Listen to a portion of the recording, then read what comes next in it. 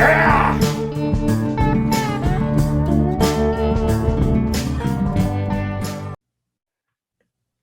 right, man, we're recording.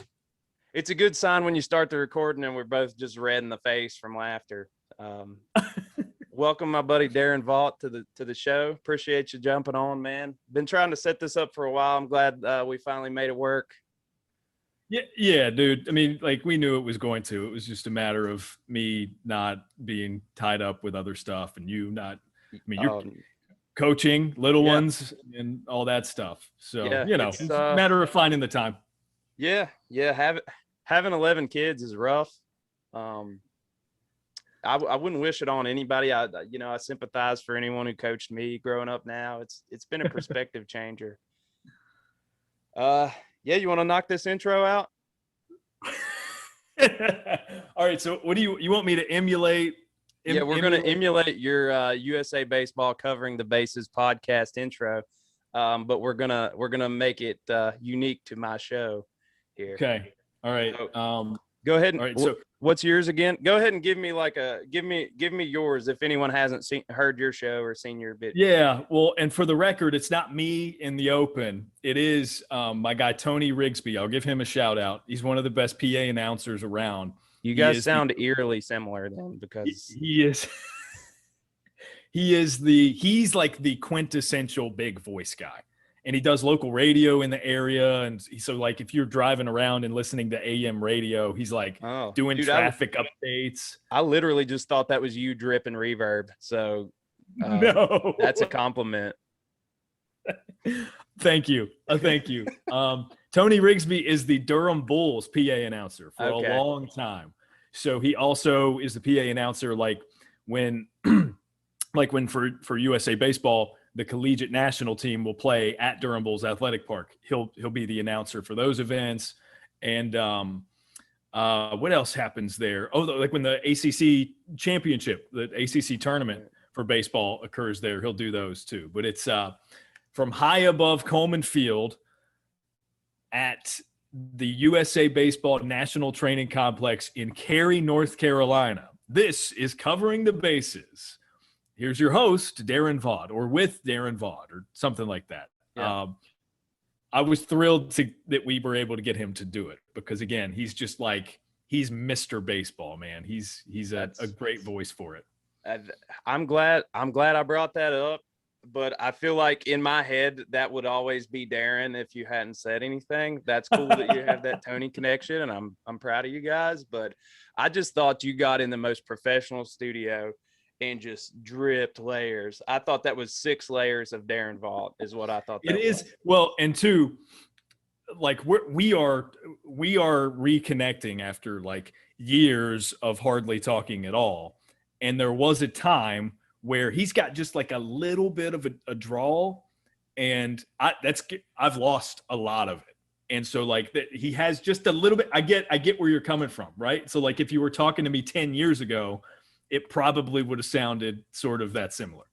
Yeah, and I'm going to bring this up later, but props on starting like this and ending like how you talk now. That couldn't have been an easy feat. Maybe it was easy going to Emory, and they were like, okay, usually our kids come in talking like this. Let's find a way to break them like a wild horse. But did you do a lot of playback and be like, all right, I can't say hollers? Or and it's not even like words, like, I wasn't a y'all guy even growing up. I just didn't say y'all. It was you guys or you, because I realized that you is also plural and you don't have to like mountain it up. I had the opposite trajectory. I moved north, and it's like I had to find a way to separate myself, and they don't believe that people talk like me, so I just live it up now. It does make for like I find myself I'm the type of person that, like, when I'm having conversations and referencing other people and what other people say, I'll do an impersonation, I'll do a character for them. So like, if I'm doing my mama, it's just like this. That's Lisa Faye Wood Vaught. That's her spit. So it makes me really good at those, because if I'm impersonating an old friend, like somebody you were like we played sports with in high school or whatever. I'm just able to boom. It summons itself. We will hit these crossroads where I'm going to make you do that now. Okay. Throughout these stories. Well, before we get away from it too much, let's knock this intro out. Let's bang out this intro after like 8 minutes. So high top. I wish I could have gotten Tony for us. I'm sorry. Next time. There'll be next time. Yeah. All right. So what's the verbiage here? High above Pilgrim's Pride chicken plant in Moorefield, West Virginia. Pilgrim's Pride chicken plant. Yeah, they're like, so there's Tyson and there's Purdue. This is like the third wheel. They're like the third biggest chicken plant. Pilgrim's Pride. Good for them. Good for them. They employ this whole town. Like, bringing up my little league team again. Like, I think that's maybe why they don't trust me, because I don't work at the plant with any of them. Like, all these parents work at the plant and they're like, well, you should know I work second shift. Who's going to pick my kid up? I'm like, well, why should I know that? I don't know that. I now know that. We can work this out. But it's, you just got to let me know. This culture is just chicken plant. Everything is chicken plant. Unbelievable. Wonder how many people in that town have seen Food Inc. documentary. You know what I'm talking about? I think there's some kind of propaganda when you start there that they're like, this is what this is supposed to look like, and you're going to still eat meat, or else, sorry, no job. No more nuggets discount for the kids. Sorry.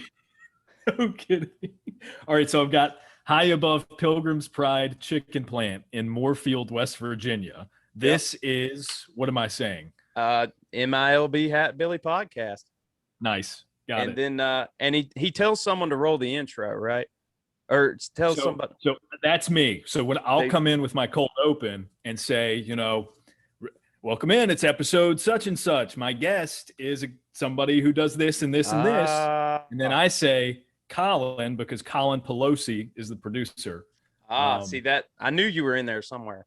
A peek behind the curtain, though, is I record it separately. It's not like we give off the impression that I'm looking at him in a studio while we're doing this. And so I say, Colin, roll the open. No. He's the one that pieces it together and edits it and like inserts the open there. So 2.5 days later, Colin does hear your cue and roll the open, but it's yes. Okay. All right. So, okay. Here we go. So this is the MILB Hatbilly podcast. Yep. With Jake Whalen. Do you go by Jake in this setting or no? You can cut it out if that's not. Yeah, I go by my name. I mean, nobody I've encountered thus far has cared enough to know my name, but it's out there. I mean, you can just make it sure. I mean, the Hatbilly is a good alias. So No, I'm in the event that you wanted to conceal your identity. Sure. No, I'm happy. If this blows up, I'll just change my name. Like, that's more like, that's so unlikely that at this point that, you know, if whatever, I'll bleep my name. I'll go through and edit back like 97 episodes where I bleep my name out. I don't know.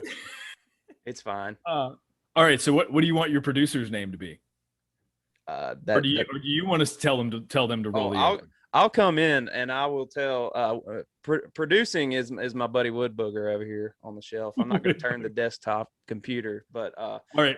Let's clear the way so we can get into something. All kinds of nonsense about like Rural Retreat, Virginia. Baseball. Yeah, I'm sorry. Yeah, but all right. So I'm going to be Daron, and I'm going to say, all right, here we go. Here. You like that? From high above Pilgrim's Pride chicken plant in Moorefield, West Virginia, this is the MILB Hatbilly podcast with your host, Jake Whalen. Yep. Too good.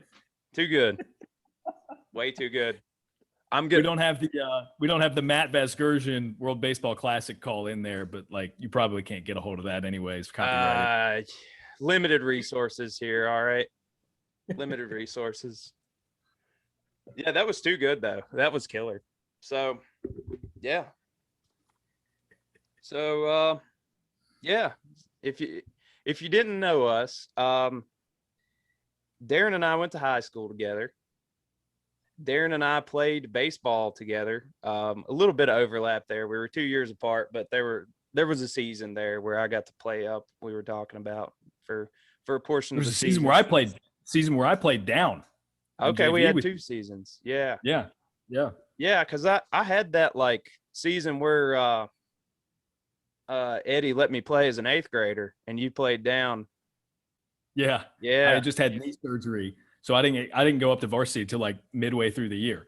Okay, that was a lot of fun. Yeah, because you guys, nothing against my other teammates that were my age. You guys were way more fun. I appreciate that. Yeah, I think we had a good unit. Like we all ended up by the end of it. Like everyone thought us coming into high school that we were the generational group of athletes.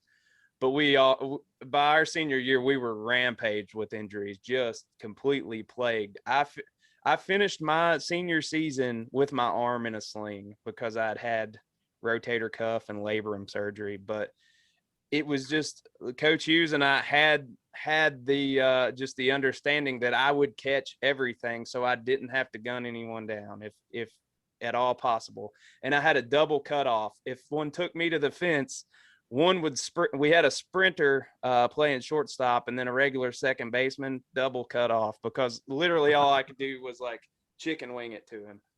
But I still got the start. So I don't know if that speaks to our talent pool there. I would have been just as happy just keeping the scorebook, and I don't know. It was a sincere lack of depth most years. Yeah. And that's like even like paid positions can be derelicted for a player at times. At Rory Treat High School in the 70s, my dad drove the bus his junior and senior year for the team and then played third base. So that's the lineage we're working with. Did he need like a separate license to do that, or did they just make him do it? Possibly, but he I guess he never got pulled over, I don't know. But yeah, he never got a check for it because he was a student. Right. But he could have made some money, you would think.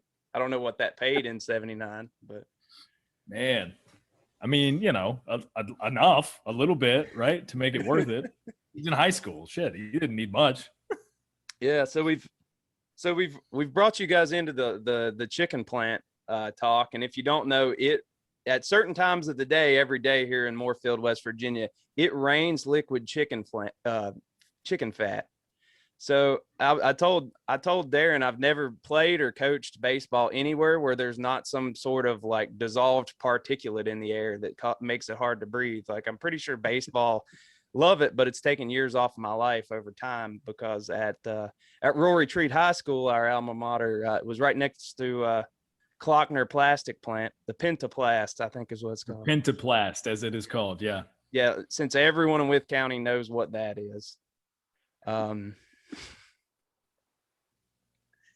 yeah, it kills me to this day, man. So like my parents still live in Rural Retreat, and they're just like, a mile and a half away from the school or whatever in a little subdivision. And, like we've joked, it's a dairy farming town, but like I never milked a cow in my life. And, right. and like, that sort of, we're in that type of subdivision or whatever. But anyway, that's beside the point, and into more of the varied upbringing that I had in a town like that. But I'll go to my parents to visit, and like I'll get up in the morning and go for a run, and my usual route is like I'll go to the high school, because honestly I kind of like being nostalgic like that. I'll just go to the high school, like absolutely jog down to the baseball field, maybe walk into the dugout and see what's going on there, like a dead bird. Somebody from a graduating class 3 years ago left their stool because we got the stools with our numbers on the top or whatever.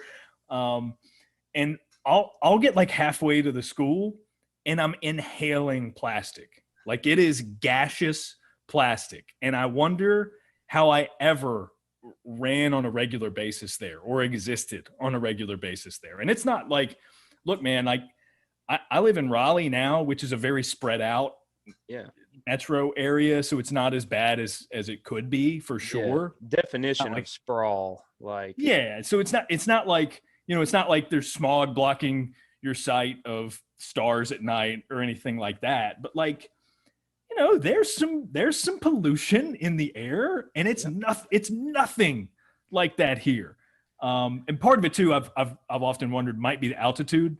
It's like 2,500 feet higher in rural retreat, so like maybe that plays a part. But like, man, thinner air and a much larger percentage is plastic going in.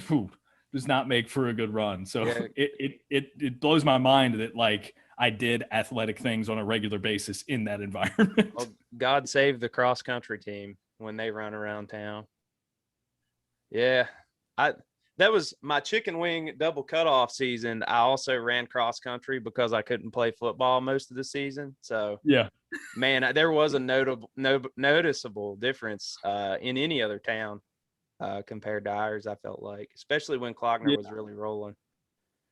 Yeah, for sure. It's man, it's great. Sometimes we'd be doing foul poles, and like you and I were two of, I mean, pick your season, depending on the team that we were both on. Like, we're like 2 of 5 or 6 that are in pretty good shape, like overall good athletes. Yeah. But it was usually half the team that would struggle with anything cardiovascular. Right. And I remember thinking, like, we'd go across once, across twice, doing foul poles. And I got a guy, coming in minutes behind me, and he's just like doubled down, gasping for air. And, again, in relatively decent shape. So I handled it fine. Like, might have hands on top of my head, breathing somewhat hard, but like dying, right? We had teammates that would do that. And it's a wonder now how they were able to survive that, because sometimes it was just so thick, the plastic in the air. Yeah. Yeah.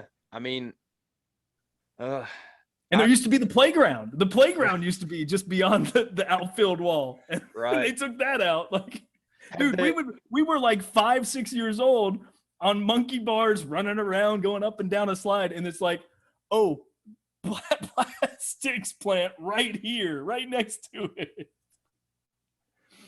Yeah, that whole situation, man. I don't know. Hey, have you noticed if they've ever gotten lights at the stadium? Because early season, if the game actually went into the last inning, like a lot of times it would just get called because it was too dark to finish the game. Do they have lights there now, or have they never gotten the funding? I don't think so. Yeah, that's a legitimate. That's a legitimate delay at Rural Retreat High School. It's too dark. Yeah. So, well, I mean, I remember at least on one occasion. It's part of the reason we wouldn't play. If I remember, most seasons we would do like inverted schedules for JV and varsity. So like if JV went to Northwood, for instance, varsity hosted Northwood, but the games would start at the same time. And it's because at home we had to start like pretty much right after school so as to avoid the lighting issues. But I think we had I'm pretty sure we had at least one game that got pushed to finishing the next day on a Saturday when I was there. I don't know I don't think it happened often, but I do think one time it happened that way, which was obviously crazy. Yeah. So if rain came in and delayed the game at all, it was out of the question. Like, you were missing entire innings at that point. Yeah. Yeah. So it wasn't perfect, but we've come a long way. I mean, No, well, I mean, my senior year that didn't hamper us. We somehow still learned the game of baseball and are still passionate about it X years later. So, Yeah, no, I remember this might not be as much of a landmark moment for you because you were younger, like you said.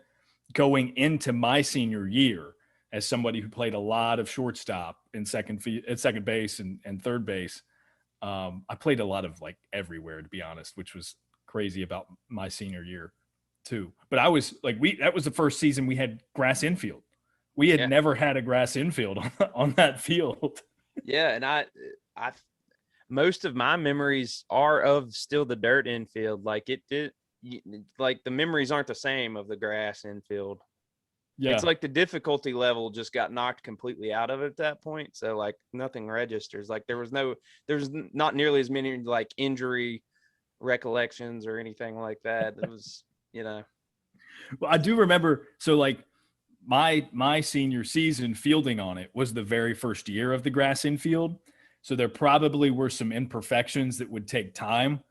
But to that same point, I'm sure over time, imperfections manifest themselves because it's just not well kept or whatever or something like that. So I probably got in on it at the best time. Whereas, who knows now what is, because it's like without a 2020 season because of COVID, the last time I was there was in the middle of the pandemic, and it was just like, literally no one has been here to even try to keep it up. So God knows what it's like right now. Yeah, it's wild. I feel for those kids. Like at least we have a senior year to talk about. Yeah, and that's maybe like, and that's the one thing that I obviously I cover a lot of college sports and college baseball, and athletes in college are getting that extra year from the NCAA, so they get.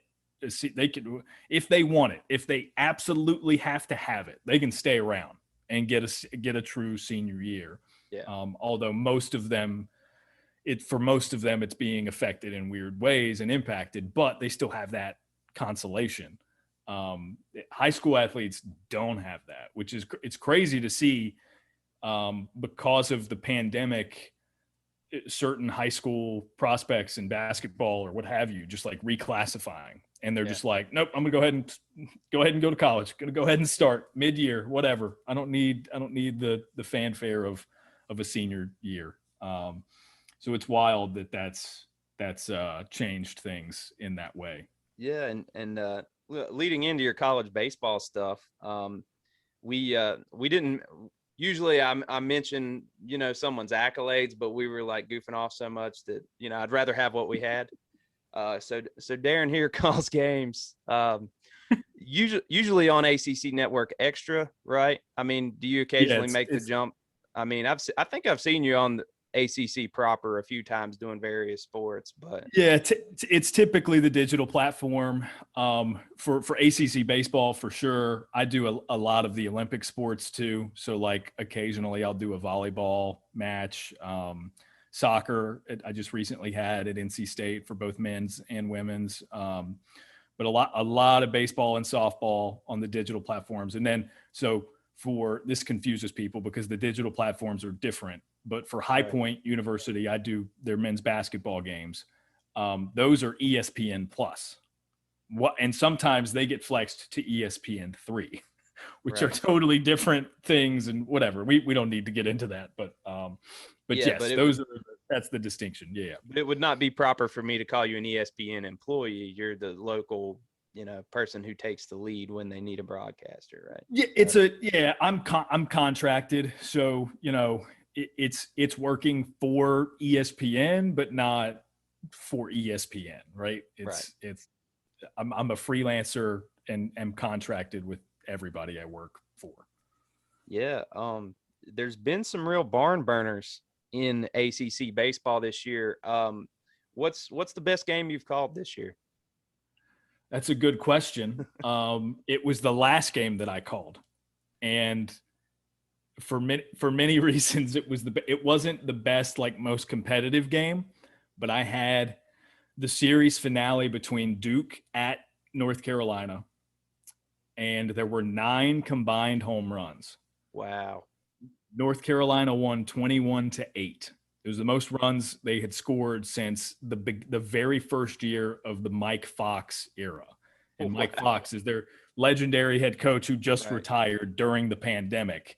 And they're under a guy named Scott Forbes now, who's a first-year head coach who actually played for Mike Fox when Mike Fox was the head coach of the Division III North Carolina Wesleyan Battling Bishops. Nice. Yeah.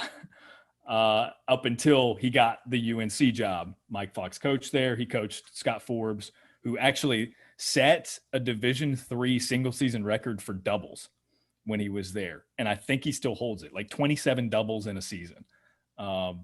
Something like that. So anyways, this game was wild, man. It was North Carolina entered the weekend with a season high 9 runs for a single game. Okay. The day before the game that we called on Sunday, because it got moved, everything shifted a day for weather. On Sunday, they were on the ACC network proper. So I didn't call that one, but they set a new season high with 11 runs.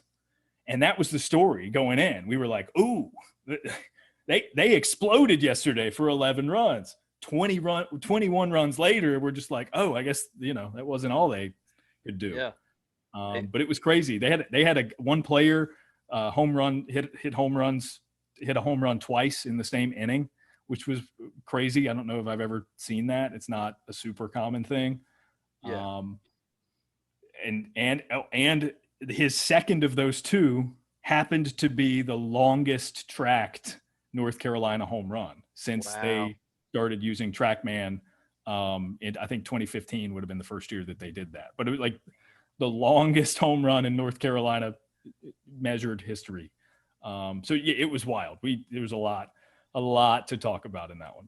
Did a shipment of those MLB juiced baseballs from last year show up or something? Like that's, what did they do to the bats?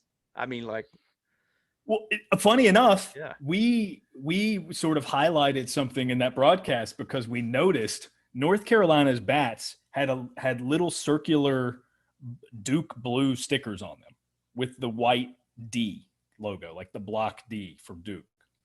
And we were curious. So like in between innings, we sort of dug into it and apparently, and I hadn't noticed, I've been doing ACC games all season and I haven't noticed this, but when they certify bats, the opposing teams look at the bats and approve them. And that's part of the process. So when they do that to the opposing team's bat, they have stickers.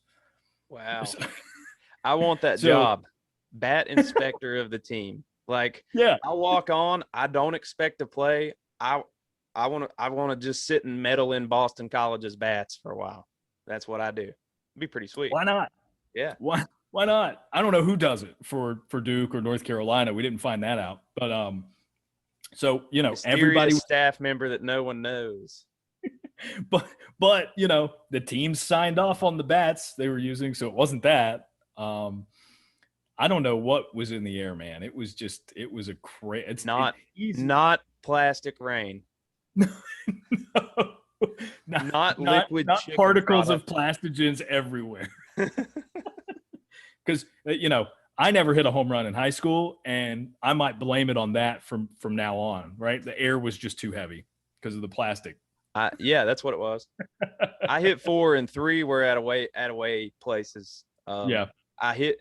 The only time I hit for power was like senior year, and it was too late. But I'd finally like gotten the chicken wing ready to where I could try and power hit again instead of just I bunted the first 2 months of that season, but I was like ready to let it fly. I hit one my senior year, the chicken wing year. I was more proud of that one than any of the others. The other 3 were junior year. I think I bunted exclusively while I was playing with you. That checks out. You were a little scrawny guy. Yeah.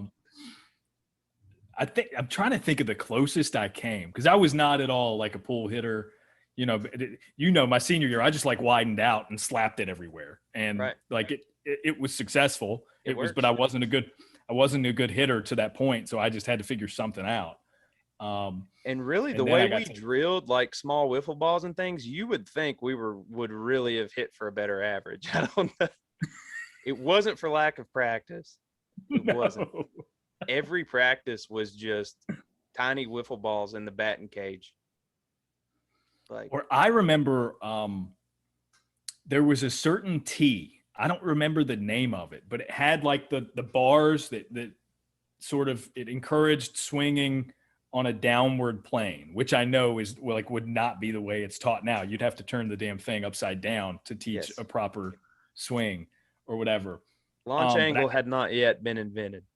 No, I don't remember what it was called, but it was what I used, and I would take like hundreds of cuts. I obsessed over my swing that year, and like it was marginally successful to the point of like, oh, like he's hitting in a really shitty high school conference or district and it barely hit 400 now with no power whatsoever, right? So like that was the marginal value that I increased, like that type of It's obsessive. still a really good number. I mean, compared to what I came up with, I think.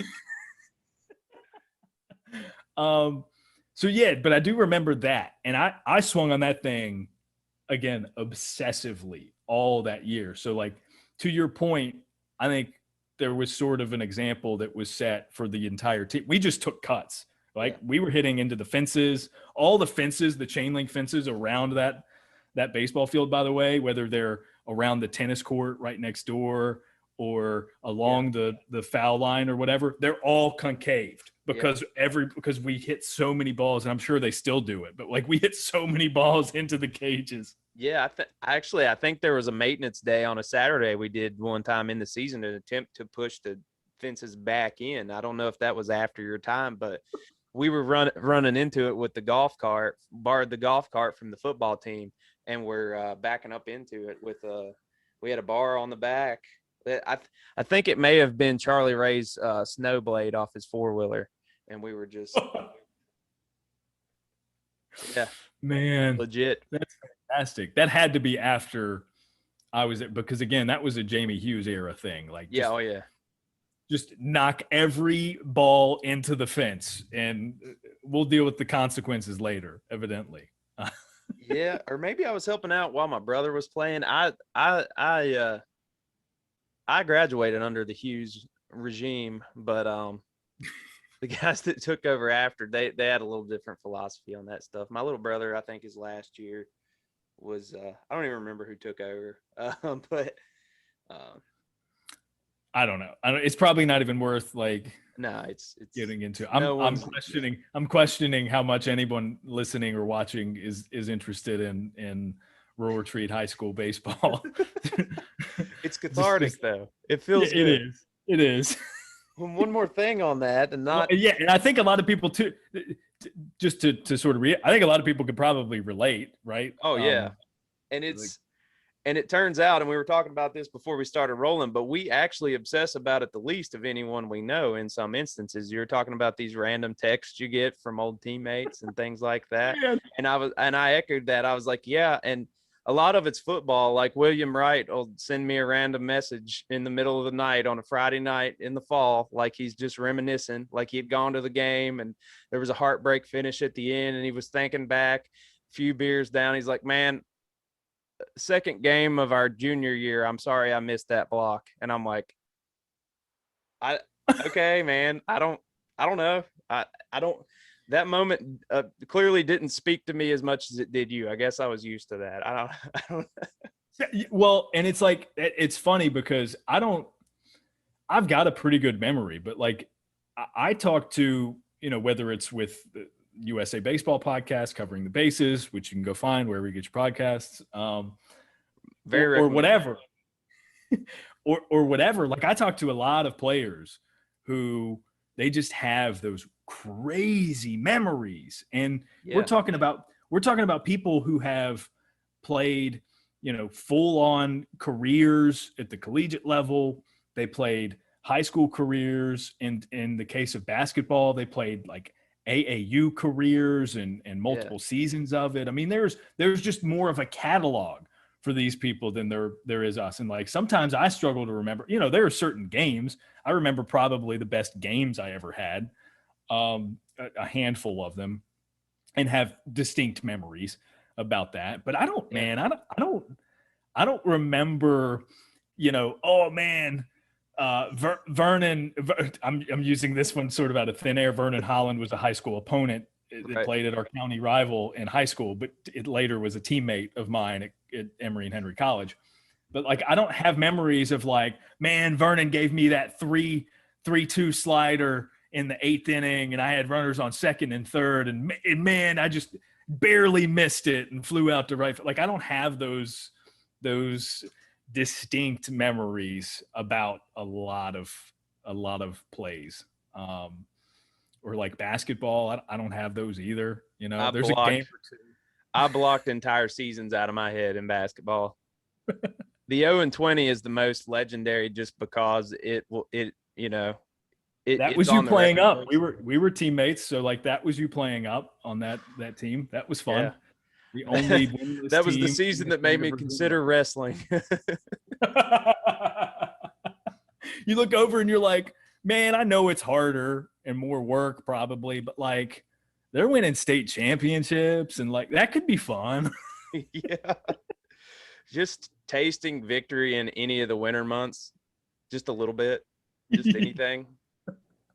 just one match, like because we didn't get a game in basketball. Or I think we had one halftime lead that we, of course, couldn't salvage to the end, but I think we had one halftime lead. And it's funny, right? As I'm talking about not remembering those things, I'm pretty sure it was at Patrick Henry. We had a halftime lead.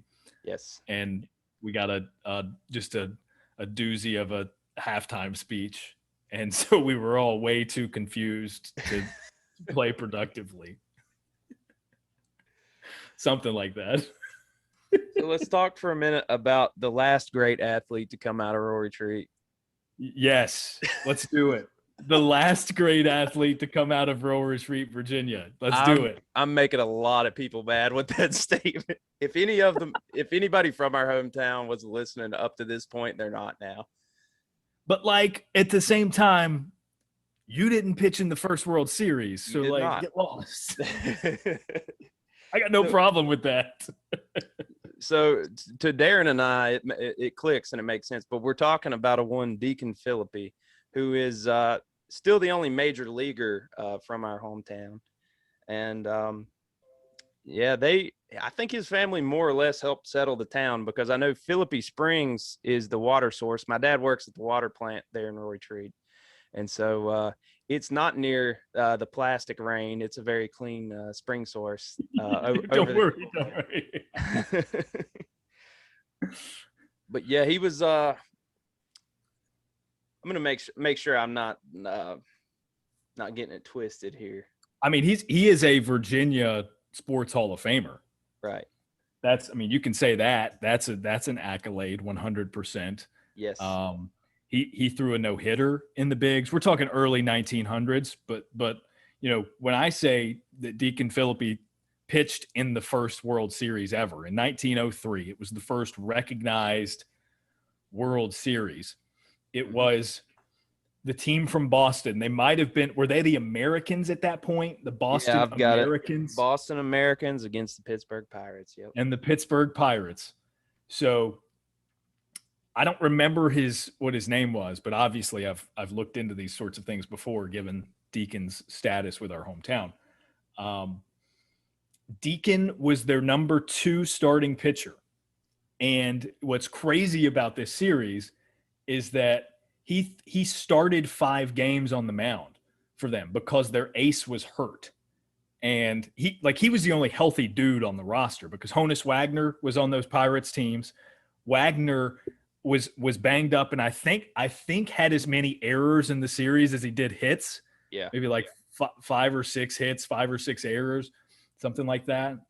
But Phillippe threw 5 games, and they won 3 of them. The only 3 games in this series they won, he was on the mound. Wasn't it like a best of 9 then? Like it was a they lost the series. I think they lost the series 5-3. Yeah, it was 2 weeks on the calendar deciding you're champion of baseball. Like the current day NBA finals. They just we'll just stretch this thing out for a month, whatever. We got enough advertisers. Yeah, but I mean, phenomenal. So, and we had kind of touched on it, but that is the dead ball era. So pitching stats were inflated, so to speak, because of the rules of play and so on and so forth. And the bats hadn't really caught up to, the prowess of the pitchers, I guess you could say. But a record there for him, and I told Daron, I've got to say this, 1.25 walks per 9, which is still a record. If you count, a lot of people won't even count dead ball era anymore because no one's going to touch that now. Wild. I mean, he's something like close to 200 career wins, I think, something like that. Yeah.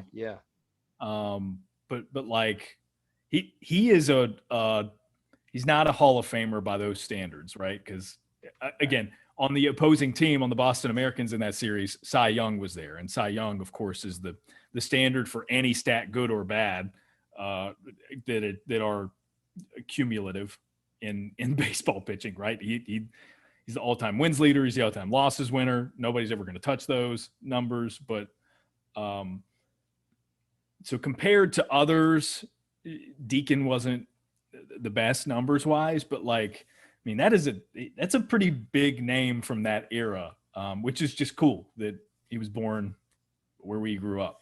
Yeah.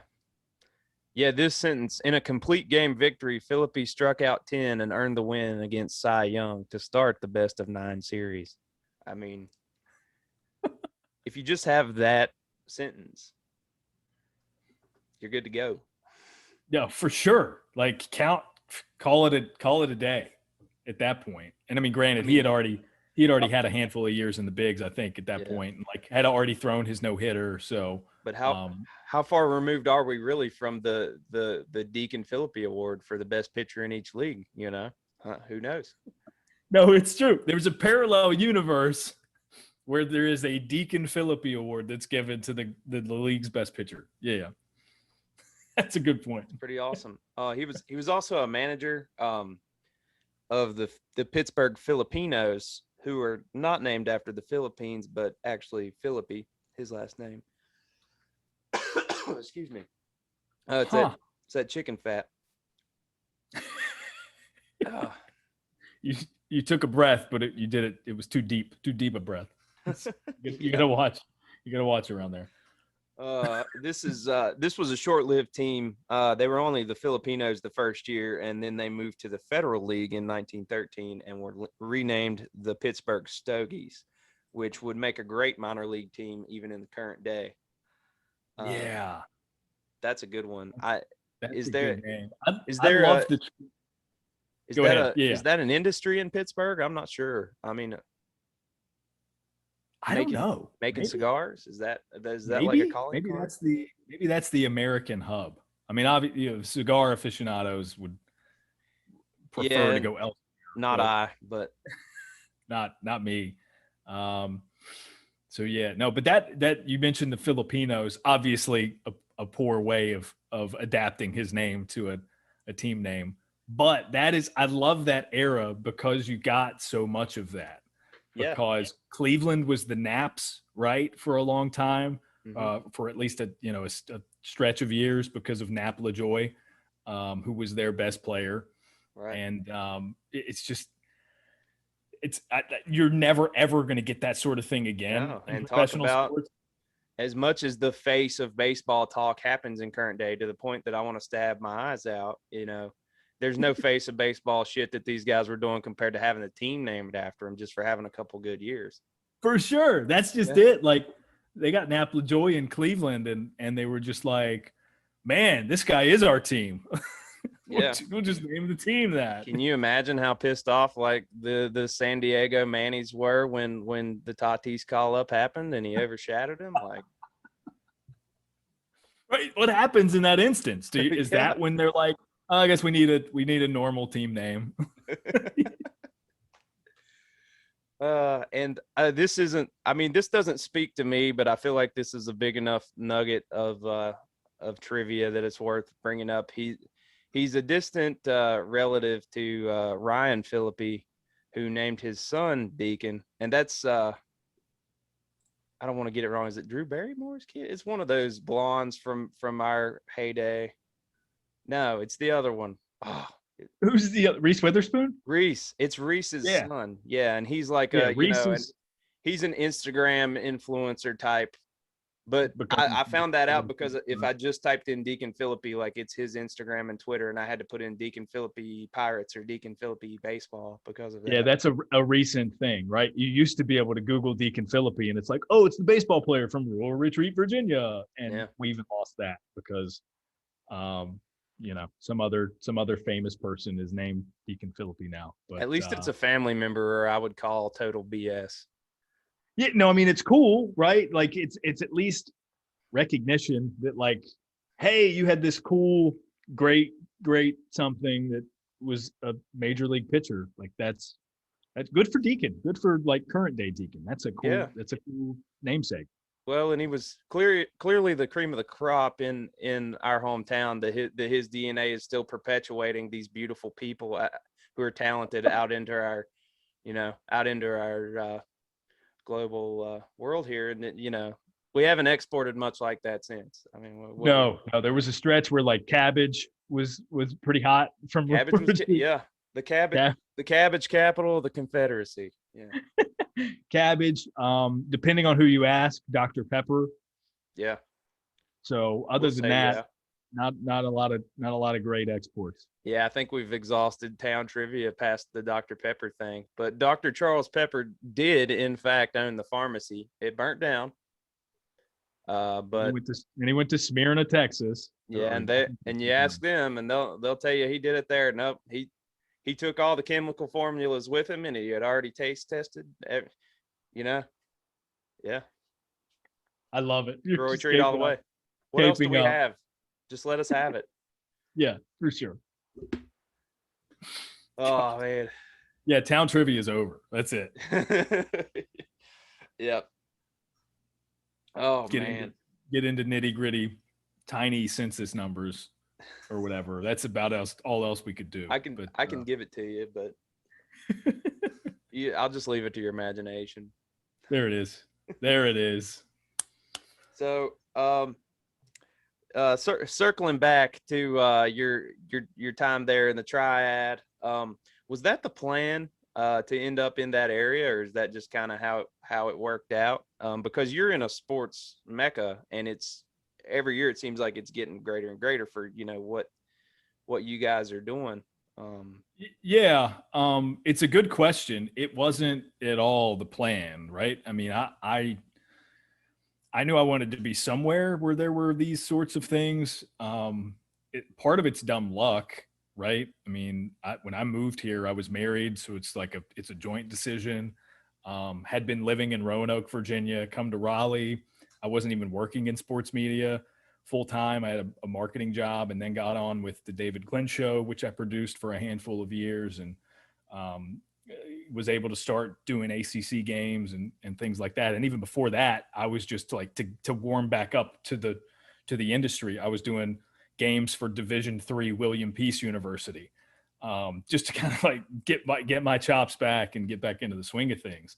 But no, it wasn't really the plan. I went to grad school at Elon, and one of my classmates, Brian McLaughlin, was and still is publisher and editor of the Duke Rivals site, and they had just been purchased by Yahoo Sports, and it was this big deal. So they wanted to do some multimedia stuff, and he brought me on to do that. So I was like near enough and had this outlet. So it's like, okay, cool, let's go cover Duke football and basketball.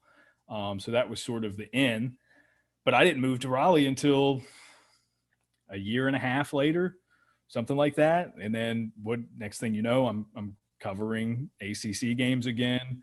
The USA baseball deal has been great for me, and it's perfect, right? I mean, it's like the perfect kind of marriage. And they're headquartered in Durham, which I didn't even know when I moved down. So it's, again, a lot of it's just sort of been good timing, and good placement and a lot of dumb luck. Yeah. I mean, you're a humble guy, right, Daron? But if you wanted to name drop, I mean, just the ones that I've watched recently, like Adam Jones, you had Harold Reynolds like 2 weeks ago, or maybe a month ago. Harold Reynolds was on, yeah. Like, the one, some that I'm proudest of, Cal Ripken Jr. was on in December, which I know is big for you. Yeah. Yeah. I had Chipper Jones for like the third ever episode that we did. And it was see, I'm working backwards, so I haven't even heard the Chipper one yet. I'm looking forward to that. So he had just recently been inducted into the Hall of Fame. And so I opened up with like, Hall of Famer Chipper Jones. Is that ever going to get old? And he called me D, just like so nonchalantly. He's like, I'll tell you what, D, it's never going to get old hearing that. And I was just like I'm your friend. You referred to me as a nickname. What is that? So that was wild. I mean, even the first one, I recorded with Scott Brocious in person for the first one because he had just been hired by USA Baseball. So we were in a conference room at USAB headquarters, and like I'm just chopping it up with Scott Brocious, being like, "So what's Mariano Rivera like? Bernie Williams, he's an interesting guy, huh?" So yeah, no, I mean it's been cool, and even aside from the podcast, we do things like the homegrown connections panels for youth, and we've had to do them virtually, which is one thing, but like just being on there and joking around with Joe Mauer and Todd Frazier, and it probably, God, I can only imagine it cuts out a lot of middlemen, like you having the USA Baseball name on your shirt. So you're not, I assume you're the time you would spend cold calling people's agents is probably just cut out, right? I mean, your guys can vouch for you, and if they want to be on, they're on. And to a degree. So like when we started the podcast, I was still producing for, again, the David Glenn Show, which was a syndicated show that had garnered this reputation as like getting big guests, right? And I tried my best to continue that and sort of built a reputation of my own as someone who can find guests and like pursue them and get them and that sort of thing. So it's something that, especially when we first started, I took a lot of pride in, and USA Baseball has been working to sort of improve their alumni relations and just like having contact info for everybody. So it was actually, again, perfect marriage in a certain way, because it was like I was reaching out to Chipper Jones's agent to get them reconnected because he had played there and that sort of thing. So to your point, yes, when you say you do the official podcast of USA Baseball, it carries a lot more weight than, hey, I'm a dude who likes baseball and I've got a baseball podcast. You should be on. Yeah. And that's the thing though. If I knew how to navigate it, it would be one thing, but like, I'm just trying things until they work with my show. And it's like, I thought the way to go would be to like befriend minor league baseball teams because, they have a paid person to answer emails and tweets and so on and so forth. And I just got crickets for months and months, like, messaging these teams, because I thought they had a salaried dude who all he has to do is really check his laptop once in a while. And then I started just doing content on players, and maybe I've just found a pocket of sweethearts, but they're always like, yeah, man, I'll be on. Like, and do I have to talk to an agent, or can I use your name? That's what can I use your name, or, swinging for the fences here, but would you like to be on sometime? And that just goes so much further. Maybe since it's guys in the minors, that's different too. But yeah, no, for sure. Because, sometimes what we'll deal with is smaller things. So like we do 2 episodes a month with the USA Baseball podcast. One, technically speaking, is a prospects episode, and I really record it sort of the same way, but it's a prospects on deck, and it was something that they wanted to build in to get recent alumni on, which is good because recent alumni I have covered and probably built relationships with. So if it's not me reaching out to that person, it's whoever did media for that team under the USA Baseball umbrella.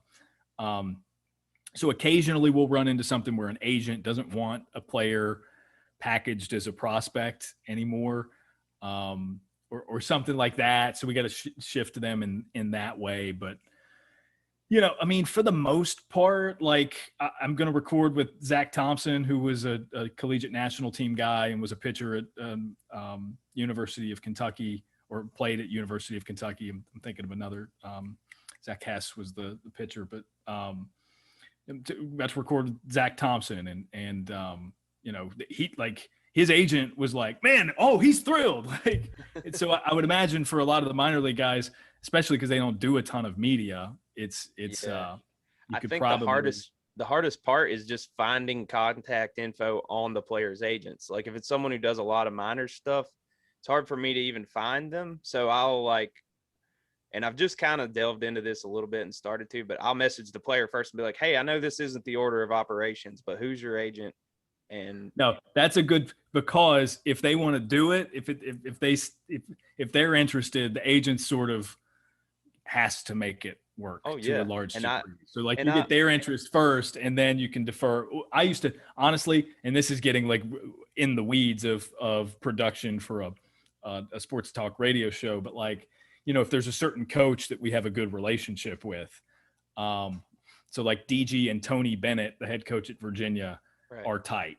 And occasionally, we would get him to text Tony and be like, hey, when's a good day this week or whatever. But because the order of operations is you go through a sports information director or whatever, it's just like you get a time and a day out of the coach. And then as a courtesy, you're reaching out to the sports information person. It's like, hey, Tony says he's going to come on with us this day. Just I wanted to let you know. I don't want it to be totally out of your control. Don't want it to take you by surprise. So a lot of times that can work with like player agent or player team, whatever too. So but there are a lot of different, it's just like anything else, man. Everybody's going to view it differently. So and you're playing psychology, right? You're amateur psychologist trying to figure out and it's like a burgeoning thing now for players to try and use their voice, even though it goes against the grain in baseball traditionally. I mean, you've got some taking the torch from Trevor Bauer, and they're, not that they're as boisterous as him, but you've got players who are starting their own marketing thing. Like I know you just recently talked to Jared Kelnick, and his YouTube channel and his social media is on point, like fire. Yeah, he's built it up. And I will say, like, I like Jared. He's a good dude. He's not yet particularly good at it, right? Like Bauer gets a lot of attention for it because, again, he's boisterous and he's animated and he's a personality. And, Kelnick's cool, but he just as more of a default position is sort of even keel. And, it doesn't make for great web series or things like that. So, but it's exploded because he's a huge prospect and he doesn't necessarily have to be really, really, really good at it yet. And credit to him, he probably is going to get really good at it someday, and then he's going to own it all. It's going to be his. Right. Oh, and Jared, if you've somehow made it this far, I did borrow a video from you, but I did praise you as the coolest dude ever, where you knocked that Frisbee out of the air, hitting a ball off the tee with a line drive. Borrowed that for the show, but it was to support my thesis that you were one of the coolest prospects there are. So I hope that's cool. If it's not, come on the show and we'll discuss it. And we'll talk about it. Yeah.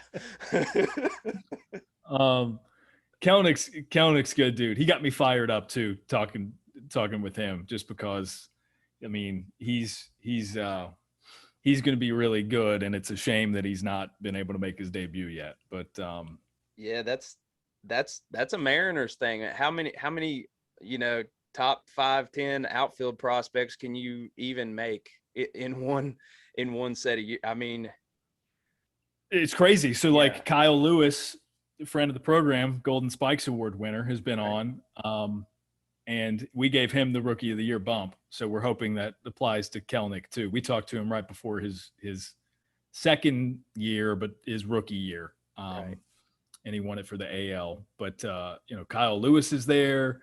They've got Taylor Trammell, who finally broke out. They've got J-Rod and Kelnick too as like the top 2 outfield prospects in baseball. It's kind of crazy. they're up there. I think the Angels have some solid outfield prospects too. And again, speaking from my purview, they've got Joe Adell, who's one of the top outfield prospects. Jordan Adams is a guy who we've had on the podcast. He's not a Team USA alum, but Jordan for Green Hope High School won the National High School Invitational. So Green Hope High School is in Cary, and the NHSI is hosted in Cary at the National Training Complex. So it was a cool story. They won. He actually was committed to UNC to be a two-sport guy and play baseball and football, and then got drafted in the first round by the Angels. So he went and did pro baseball instead. But I'm hoping both of those guys are up permanently, like for good, at some point this year. Yeah, you don't want the back and forth, especially with, you've got the abbreviated minors season and everything. They're not going to be playing for what they would be otherwise playing for anyway. And I'm sure it's a step up from sitting at a facility like they were last year. But I'm anxiously awaiting that opening day of minor league baseball. But it's going to be good this year, man. And for those guys too, right? Because the ones that weren't at the alternate site were left to their own devices. And it's like, okay, what do we do? And the guys that were at the alternate site were like, well, let's go do the exact same thing and play each other in this game again. And it's like, you're getting work in, but there's just not as much of the competitive juices flowing. So I know for a fact players missed that, like actually trying to win a game against an opposition. Yeah. That'll be fun. Not to mention, just like generally speaking, life is getting progressively so better than it has been for the past year. So it'll be cool to just go to games like that. Right. Yeah. I can't wait, man. I didn't realize how much of a void it left. I mean, it's cool being here too, where I've moved, because I guess in some weird way, like minor league baseball is not even on their radar. And us being from like, the Appy League backyard, that was just what you did. But like, I guess you're 2.5, 3 hours from Pittsburgh. So I guess you could, in theory, get to a Pirates game, or you're 2.5, 3 hours from Baltimore or DC. So people don't go to minor league games around here. I guess they just assume they can hit a major league team, which sounds like totally insane for anywhere else in West Virginia. But compare it to where we grew up. Like, right. I tell people I'm from Virginia, and they assume that, like, oh, so you're a Washington football team fan or a Nationals fan. It's like, no, buddy, those were 6.5 hour drives. Like, I didn't go to one of those games until I lived closer, right? And then, you described everybody can relate to the Braves on TBS, the Cubs on WGN, but then you're still 6.5 hours from Atlanta, where we were. I mean, technically speaking, Cincinnati is as close. Yes. But we're just in the middle of this. And for NFL, it was the same way until the Panthers were in Charlotte, and that's 2 to 3 hours away. Sometimes I pull out the Lee County, Virginia trivia that Lee County, Virginia is closer to 5 state capitals than it is its own in Richmond. So you can get to the capital of North Carolina, Tennessee, Kentucky, West Virginia, and Ohio quicker than you can our state capital of Richmond. It's kind of like that. Yeah.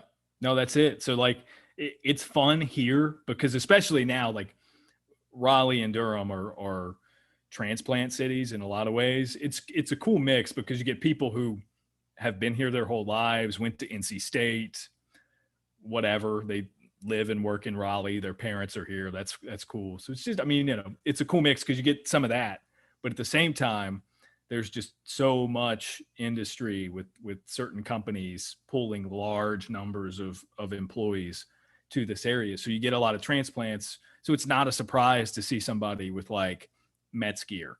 And it's right. Like, I grew up on Long Island. Like your brother who's just a Mets fan. Well, and that's what I was getting to, because that's the funniest thing is you describe to them the phenomenon that a lot of people just sort of made it up as they went along. Right. Yeah. Like, Yeah, my stepson is a Rays fan, and I think that's wholesome and very good for baseball. I love that. That's great. Well, I'm trying to think of a specific example that like we would both know, but there were guys that we went to high school with, Jake, who were like, "Oh, I'm just gonna like Denver teams." Yeah, Justin Brooks. That's it. That's him. That's the one we both know. Yeah. So he just likes universally just like likes the Denver teams. And has he been to Denver? I don't know. He has since, because I think he's a trucker, but not prior to choosing those teams. Right. 100%. So like it's weird. And you know, like my dad grew up in the roundabout area, and he's a Dallas Cowboys fan. He named his firstborn Dallas, my older brother. And the man's never been as west as Dallas, Texas. And now he's 60 years old. So, but that's just like what you do. You just make it up. So my brother was a catcher early in his playing days before he figured out he was not good, and liked Mike Piazza. So he's a Mets fan, and that has stuck. And he's just a Mets fan. And that translated to also becoming a New York Giants fan in football. And he's just got like this New York thing going. And he's not great. From New York at all, but that's how it happens. Yeah. And our buddy Nathan McKenna is the opposite New York teams. He likes the Yankees and Jets. Where'd he pull that out of his ass? I don't know. Love the guy. But he's a Celtics fan in basketball, and he's a Predators fan in hockey. So it's just like you literally just get to pick. It's all wild card. Yeah. I don't mind it. Like people from pro sports cities, that they let that annoy them, right? Just like in the same way that there are sports fans who let bandwagoning annoy them. And to me, it's just like, dude, life's short. The Golden State Warriors were really fun 3 years ago. I was a Warriors fan, right? Like, don't miss that moment. Yeah. Mike Trout is universally celebrated as the player of this generation in baseball. I love Shohei Ohtani. I'm an Angels fan. Right. Like, screw it. Yeah. Oh, yeah, dude. I totally used my orange bird to leverage into the purple bird when Lamar started getting good. And I always followed the Ravens, but I wouldn't have called myself a Ravens fan. But I love hard-nosed running football. And, you know, if I suffer through the Orioles every season, give me the football team. Like, it's consolation. Like, at least let me enjoy football with the Ravens. And it's not like 100%. They're winning championships yet, but the potential is there if they lock down a few more positions, I think. So, yeah, dude, let it happen. No, it's crazy to explain that to people too. And then again, when I say, like, I'll say I'm okay with people who bandwagon because, you know, whatever. It's not like a family affair to me to like a professional sports team, but it's different for those people. I get it. No, I'm only an Orioles fan, I think, because of like bizarre family trivia. Like my great grandfather got black lung in the coal mines, and so my grandmother and all their family moved to Baltimore, Maryland, and my dad was born there. So that's why we're Orioles fans. Nice. So, you know, that's how far removed I am from the team, but still at the same time, I've probably got more to pull from on that team reference than anyone we went to school with. Yeah, like, no, for sure. It's something. You know? So like I grew up and took a liking to the Red Sox in the early 2000s. And yeah, did it just happen to coincide with when they got good? Yeah, sure, yeah. But whatever. And so then it was a great group of players, though. I mean, I was envious. Fun. No, it was fun. And that's early 2000s Orioles baseball didn't feel that way. Or, you know, just to also to that fact, like I just interviewed Mike Scioscia for covering the bases. He's going to be our next guest because he's managing Team USA, and he managed those early 2000s Angels teams with the Rally Monkey and all that stuff. And like, I told people for years as a teenager, David Eckstein was my favorite player. Yeah. So it was cool. I got to ask him about David Eckstein, being like, man, that was my favorite player. But like, that was 2002. I loved that team. That was fun. I that season, I considered myself an Angels fan. So whatever. And then the next year, Aaron Boone hits a home run against the Red Sox, and I'm heartbroken because guess what? I became a Red Sox fan that year. Like, whatever. That's So, it's not, you do things that way and like you continue to love baseball. Like you're not worried about it. Like, God, it's amazing to me that Pirates fans love baseball right now at this point. Right? Like, tough, right. why haven't you picked up another team to at least take joy in? Yeah, it's got to be tough. The ones who are left are the most dedicated, and it's going to be up to them if the team ever gets good again to just sow the seed of like communicating about that team again. But I get their local stations here, and I don't enjoy watching that team that they currently put on the field. I hope their farm system has something cooking. I mean, it's, it's rough. It's rough years. So, but to piggyback on the hometown team thing, if baseball expansion happens, I know a lot of people talk about this, but North Carolina seems like a shoo-in. Do you think you'll have yourself a professional baseball team here in the, next decade or so? Yeah, it's interesting because it was talked about in the late 90s, North Carolina getting a team, but the problem was still present then. The problem that is currently the case in North Carolina was also the case then. It was like 98 or something when they brought the Marlins and Rockies in the mid to late 90s. It was considered for North Carolina just because there's a huge gap in the map, like we had talked about. If you look at it from DC to Atlanta, like there's nothing, and that's a long haul. So there's Charlotte, right? Big central as far as that area is concerned. There's Raleigh and Durham, which now, because they're categorized as one metro area, is the most populous in the state of North Carolina. And then there's the Triad, which is Winston-Salem, High Point, Greensboro, that area, also quite populous. They're just so spread out. So when it was contemplated in the 90s, they talked about putting a major league ballpark in Kernersville, North Carolina, because it's just, 30 minutes outside of Winston-Salem, Greensboro. I played a show there once, and it was very out of our element. We played at the just picture this venue. We played at the Bucked Up Super Saloon. I don't know if that's still there. I started to say I've probably been there. Have not been there. 100%. You're not the demographic, and I don't mean that in any sort of sideways way. You're happy. I'm sure you're happily not there with that crowd. That's like a straight up roadhouse, like brawling crowd that hangs out in there. We did not go over well, and leave it at that. But yeah, that's a cool little town. Keyword little town, but well, I mean, so like Sports Hub Triad is a sports radio station that I do regular hits on and fill in guest hosting on, and they have signals in Winston-Salem, Greensboro, High Point, Burlington, all those towns, but their studio is based in Kernersville. So I'm actually in Kernersville a decent amount. But the idea was to put a major league ballpark there under the theory that people from Raleigh would come see Major League Baseball there. People from Charlotte would come see Major League Baseball there. People from the Triad, Winston-Salem, High Point, Greensboro would come see baseball there. But it's too much of a risk because you don't have built in, as opposed to whatever number you can really depend on of people that go to those games from neighboring towns that are, sometimes an hour away. If you put a ballpark in uptown Charlotte, you're going to get that same number that you can rely on from people who are walking to the ballpark after work from their high-rise office or whatever.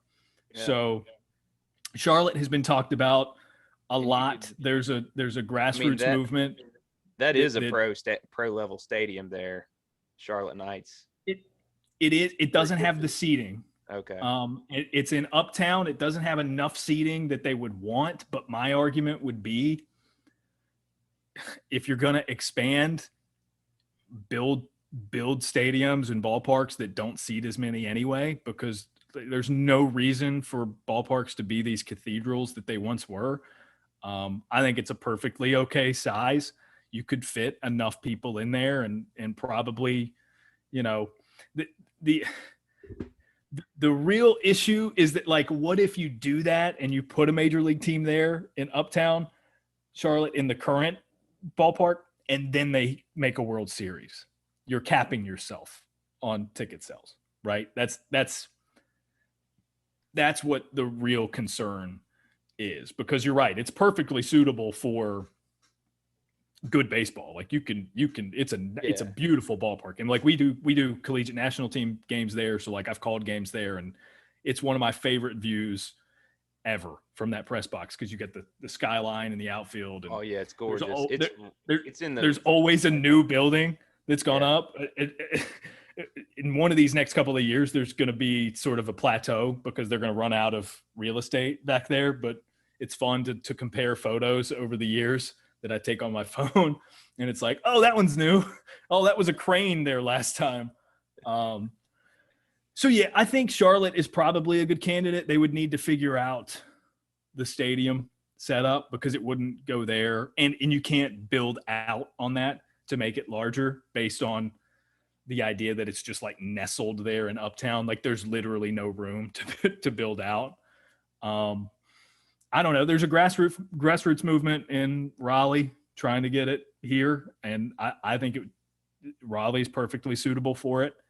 So we'll see. They just, again, they're playing with this idea of, you know, a major league team in North Carolina makes sense because it's one of the 10 most populous states in the country, but it's the most spread out population. You've already got all the other major professional sports covered in the state, you know? Yeah. You've got the others. It makes total sense. Right. But again, it's just like, where do you put it? It's not an easy equation, because you look to put it in Raleigh and people will look at the attendance struggles for certain stretches of the Carolina Hurricanes in the NHL, which has changed. It's a false narrative now because they pack the house at PNC Arena.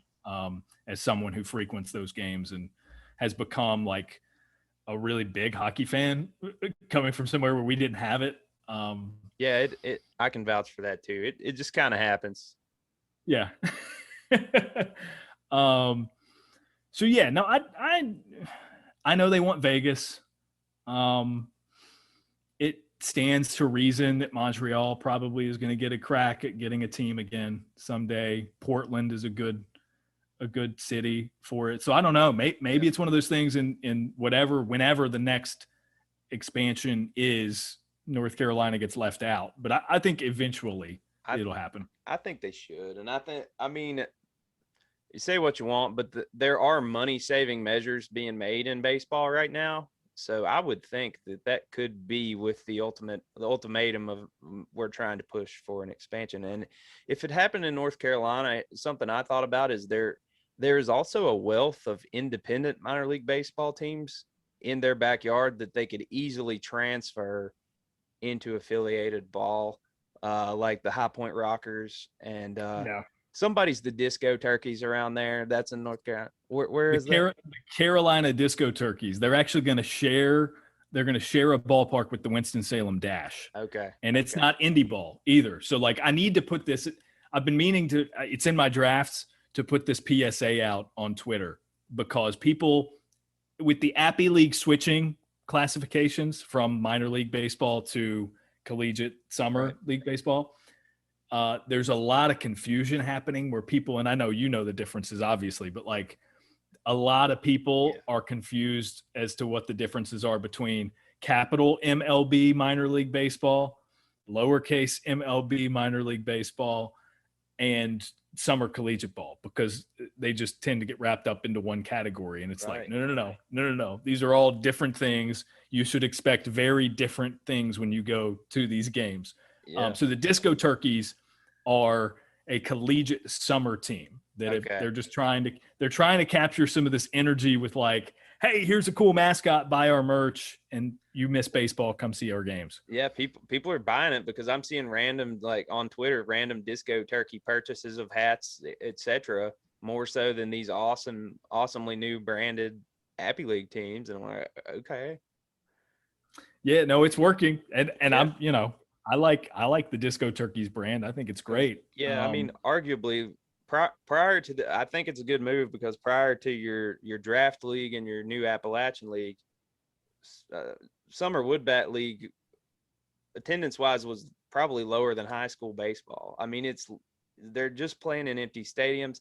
There's a prospect league just over the mountain in the Shenandoah Valley in Virginia that I found out about last week, and I could have been going to these games, but it's not on my radar. So it's really cool to have that on my radar and have, and I was one prior to this that I was on the internet kind of harping about them taking the Appy League away. And I'll be the first to admit that I'm glad that they packaged it in a way that I could get excited about it again. Yeah. Yeah. But well, there's even been deleted YouTube videos where I'm digging into Manfred's ass. Just come on, man. But that wasn't a good look for me. I had the Hatbilly brand. Yeah, no, we gotta just COVID frustrations coming out on Manfred, Which, to be clear, I've defended the minor league contraction. People understand they need to be upset with Rob Manfred, but I think a lot of them don't know the reasons that they need to be upset with Rob Manfred. Because I can back that. I'm not gonna say I was wrong, Daron, but I'm gonna say that there was a full grasp of the situation that probably because emotion takes over. I get it. Well, it's just like you talk about the gap in sports, and then it stands to reason that the Appy League was really all we had for baseball in that 6 hour just black hole that we grew up in. I didn't want to see it just disappear because that was my first inkling, is that they're not going to try and resurrect this in any way. They're just going to leave it behind. And that was what angered me. Yeah. 100%. And then Major League Baseball comes in along with USA Baseball. Yeah. And partners with the Appy League to sort of reinvent it. And I think one of the things that was holding Appy League teams back for so long was the branding that was aligned with their major league affiliates. Oh, undoubtedly. Right? The teams I get the least excited about are teams who just share the mothership's name and don't have any sort of and especially, man, in recent years we've seen the El Paso Chihuahuas, and that was just sort of the start of it, right? Then you get the Rocket City Trash Pandas, and even in summer collegiate ball, you get the Savannah Bananas and the Macon Bacon and the Coastal Plain League, and it just became this thing. So they'd be crazy not to rebrand. So I was really, really, really happy, that it's a cool collision of worlds for me. Like you said, we grew up going to Appy League games, and to be with USA Baseball at a time that they save the league and resurrect it is just pretty cool for me. And I just think it's smart. Like we get the Burlington sock puppets now, as opposed to the Royals. Yes. Like in terms of caring whether or not this team has success or not, like it's trivial, the team name, right? It's whatever. But like, I'm way more likely to get behind a team named the Sock Puppets. Yeah. And or the Whistle Pigs, as like in Princeton. Yeah, those are going to be some hat purchases for me. I know that with the Hatbilly name, I started this channel on the premise that I would be collecting minor league hats. And then I got like, maybe 20 views per $30 hat purchase, and had to rethink things and start studying prospects and actually getting into teams more so than I did. I thought I was just going to be supporting the teams, briefly doing a little trivia. All right, I got this hat. All right. And there's guys who do this on the internet, but the money that they send, like Hat of the Month Club or whatever, is ungodly. So it's a different beast now. Right. Even my name is just a thing of the past, but I'm the next Appalachian rebrand. So if you can think of something better. That being said, really excited about the Appy League stuff. Yeah, me and too. The rebrand. And I hear you name drop it on your show quite a bit too. Like, Yeah, just sort of, well, Harold's actually, you mentioned Harold Reynolds. I talked with him specifically about it because he's been involved in the process. Like he's Yeah. been in the room, in the, a Zoom room like we're in right now. Like any meeting they've had, he's fired up about it. He thinks it's great. And I think, look, dude, I love Craig Calcaterra is a guy who does really, really good work. Was recently laid off, so he's doing his own thing. It's not a Substack, but it's like an email newsletter you can subscribe to. And I 95% of the time agree with what that dude says, but he came at the minor league contraction thing, specifically with the Appy League, so hard with one anecdote. And he was like, oh, now areas like Princeton aren't going to be able to see Wander Franco like they did. And like, yeah, he was the number one prospect in all of baseball, but how many times did that actually happen in the Appalachian League? In recent history, very little. I mean, back in the 90s, they were coming through the Appy League at a good. But again, in the last 20 years, yeah, the only example of that is the one that he was using, right? And it's so frustrating because if USA Baseball accomplishes what they want to with a summer collegiate baseball league in these towns, in these markets, look, no one knows. Like I'm using as reference some teams here in North Carolina, like the Greensboro Grasshoppers, right, under a different name, were a Yankees affiliate. So like Derek Jeter played there, Mariano Rivera played there. But when they did, nobody that went to those games knew they were going to be what they were, right? So the nostalgia and the connection to it is that 20 years later, 30 years later, they're telling people, oh, yeah, he came through here. It's a pride in your town thing. It's like, oh, Derek Jeter played here. Did you know that? And whether they saw him play or not. Yeah, right. So like that's all it's going to be for these towns. So why not pick up on those kids earlier? And they're not kids, they're people earlier in their careers, because the Appy League is going to be like a funnel into and out of the collegiate national team, which is freshmen and sophomores. And I can tell you from covering the collegiate national team over the past 5 years, Jake, like I've seen more big leaguers than any Appy League team did in the previous 5 to 6 years. Like that's just a fact, man. Like Andrew Vaughn, Nick Madrigal, Pete Crow Armstrong is going to be, and he was an 18U guy. He's going to be up with the Mets. Like dude's 19 years old and might make his debut this season. There's so many guys. Garrett Crochet tried out for the collegiate national team, didn't make the cut, and made his major league debut last year without any minor league service.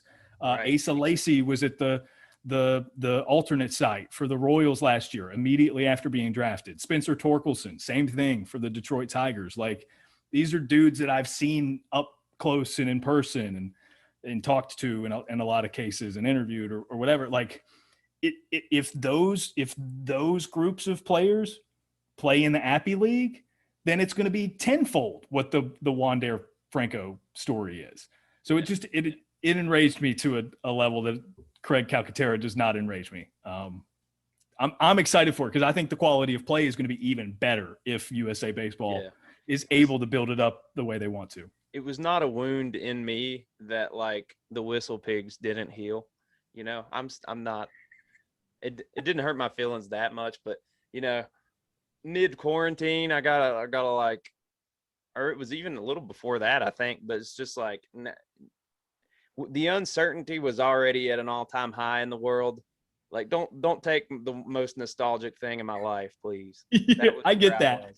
Before the partnership came about, I totally understand concerns and things like that. Yeah, I was on the forefront of that for a while, of just like bleak like sheltered music video, or not music videos about baseball in my shed out there before I got my setup in here. Yeah. It was a low point for a lot of reasons, and I'm not against, you know, admitting that.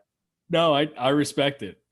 Look, man, like there was a stretch in the past year that's like we were all that way, right? You just pile on yourself. It was easy to wallow. It was. Yeah, I'm in a good place now with baseball in general. I'm in a better place, but you know, the more time I can spend like reaching out to actual prospects and getting to know them and trying to promote what they do at an extremely high level is much better than anything I'm going to do just raging against the powers that be in baseball. And that's something I've come to realize, and I'm not Good. above admitting that. It's a good pivot. I respect it. Yeah, new column. I'm doing prospects you should know each month. I'm going to highlight 5 guys briefly. And Saw just that. little quick shots, little quick videos, I'm going to have 2-hour-long book burners with people like you, and then I'm going to put the little quick shots out for people who don't care that much, but maybe they'll learn something. Maybe they'll learn. It's fair. Like, dude, we go so far back, like it was inevitable. Just in the way of just, if for nothing else, like just catching up, like we were going to talk 2 hours. Yeah. Yeah. And I wrote too much on my paper, and I only had like 6 things scribbled on there, but like we can just riff. It's so good knowing someone on a level that you can just riff. I feel like that is quintessential to like people who co-host podcasts and so on and so forth. And I'm sure you know all about that, but it's like, yeah, my like, dude, you don't have to tell me. I've had 7 different analysts with me on ACC baseball games this year. 7, and like 2 of them two former big leaguers, former pitchers. So like, you can only use that so much, right? Before it's like you're testing them on what they know about pitching or whatever. So yeah, like you gotta build relationships with all of them. But yeah, no, I get what you're talking about. Yeah, because I think my intro to this whole talk was going to be about Carlos Rodon and being a North Carolina guy, played at NC State, and then the White Sox farm system with the Dash and the Knights. And I don't think we brought him up while the camera was rolling. I know not while you were recording. I will say Elliot Avent, who's NC State's coach, longtime coach in his 26th season, I guess. I've gotten to know him pretty well, and he raves about a lot of his guys, right? Like, I mean, he's a good coach and backs his players. I've never heard him rave about somebody like Carlos Rodon. And this was even post NC State career, pre no hitter. Right. He loves that guy. And I love that guy. I was telling you earlier, I think he's my favorite player now. Just that whole no hitter to the interview this week, that became my favorite player. And I'm vulnerable for that because I'm an Orioles fan, and we got some names, but we don't have that guy, So. No, it's true. It's true. Adley Rutschman, a name that maybe look forward to at some point. Jeez, it's just the fact that he's not up is. Yeah, I know.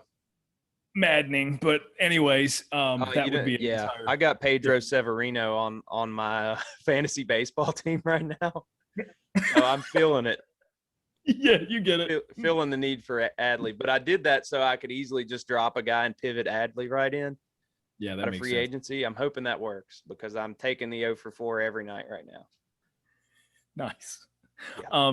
But lastly on Rodon, he is a legend in North Carolina simply for his performances in the rivalry against UNC, one of which included 10 one-hit shutout innings in a single game.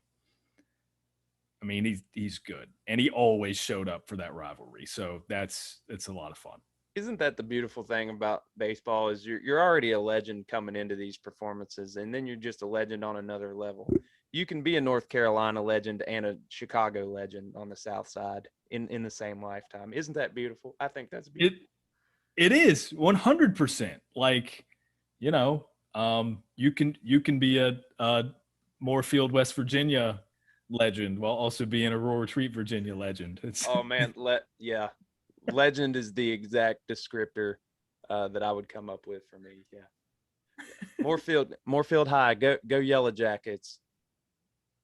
We have the weirdest logo ever. So we have the University of Michigan logo, the M for Moorfield, plus the Georgia Tech logo, Yellow Jacket, wrapped around the M instead of the GT. It's wild. Huh. You know, it always amazed me how high schools can get away with that. So like our high school, we were the Indians in high school, and they used the Florida State spearhead Right. on the football helmet. And I always wondered how that works. How does copyright work with that sort of thing? Because high schools everywhere use other logos, and like even in baseball, I don't know that Jamie ever did it, but like we used to have Chief Wahoo on our caps, which is who. Yeah. But no, I mean that was the thing. I had one at one point, and it's nowhere to be found now. But even like Right. the old high school caps I've got left are the Cleveland Indians, the script I logo on the cap. Before they switched to just the red C, which I think is great branding because it's a throwback look. But no, the Red Sea, and they're going to be the Spiders soon. Don't worry, it's going to be awesome. Don't worry, it's going to happen. That shot right now, or is this an insider thing? No. Okay. No insider or anything. Okay. I just think I think they're crazy if they don't bring back the Spiders. To me, there's no other way to do it. The Rockers has been thrown around, and it's like it's just not as good. Yeah, I mean, maybe a few years ago, Drew Carey's not really hitting, like he used to be. If you really want to cash in on the Cleveland Rocks thing. Yeah. Well, and the Rock and Roll Hall of Fame. I mean, I get it, I guess, but Rockers just sounds minor league to me. Yeah. Or the Cleveland Rocks. Some people have just been like, oh, the plural Rocks. Just make them the Rocks. And it's like. Cleveland Rocks, yeah. I can see that. You got the Wilmington Blue Rocks in minor league baseball. True. Wilmington, Delaware. Shout out to. But see, also the problem with Rocks would be the Rockies sometimes are referred to as the Rocks. Right. Beat them to the punch. You don't want that mix up. It's like when I did games in the Coastal Plain League for the Morehead City Marlins, and we would play the Pitbull "Let's Go Marlins" song when our team took the field. Are you familiar with this? No. So Pitbull is a Florida Marlins fan because he's from Miami, of course. You'll have to go look it up now because it's. No, this is bridging a lot of gaps for me though, because there are Marlins fans who I didn't know. I didn't know there were that many Marlins fans. But if you ever say a crossword on Twitter about the Marlins, these people show up, and they show up big. And a lot of them have like Pitbull as their like profile picture, and I never understood that. But they're a gang, and they roll up on you, dude. I don't remember what I said bad about the Marlins, but I did it one time, and I'll never do it again. Well, Pitbull will remind you that the Marlins do represent. So look it up. It's okay. Here we go, Marlins. Marlins represent, I think, is the name of the track, but it's Pitbull, and it's basically he did the Marlins hype up song. So like they ran out to the field to this for a certain year. So like we used that with the Morehead City Marlins because it's here we go Marlins, time to represent. Oh, here we go. And at one part he says, "Let's go Marlins, let's go Marlins." And in between he'd be like, "Let's go fish, let's go fish." So my point being, the Rocks mix up would be similar to what we had with the Morehead City Marlins because we would refer to ourselves as the Fish. Well, there's also a Columbia Blowfish team. Or a team called the Columbia Blowfish, and they would say, "Let's go fish." So, it got mixed up, and like we tried to make it our hashtag, they tried to make it theirs. It was just this. It was a mess. So you don't want the Rocks with an X, Rocks with CKS. It's trouble. Yeah. Be the Spiders, Cleveland. It's a shame. If someone responsible is watching, be the Spiders. Yeah, it's the only way. Yeah.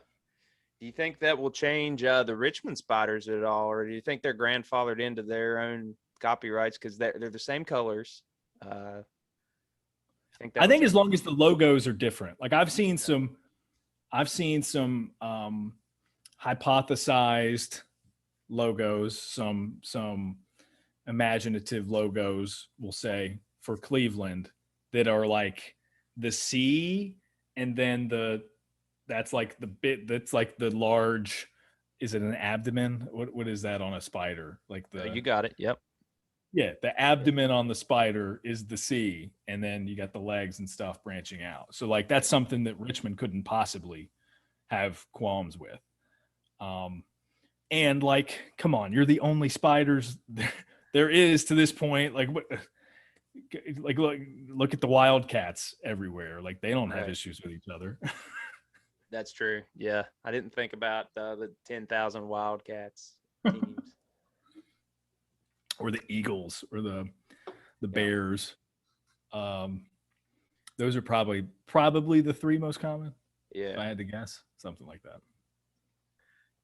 I'm kind of bummed out in the state of Virginia, you know, especially in our neck of the woods. There's so many schools who are, you know, disbanding and combining. You know, there's 2 teams in the county, and they're like, let's join them all together. Consolidation.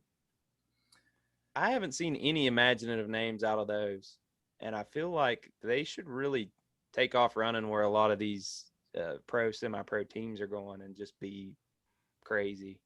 You want a high school mascot to be the sock puppets? Yeah, I'm into scale.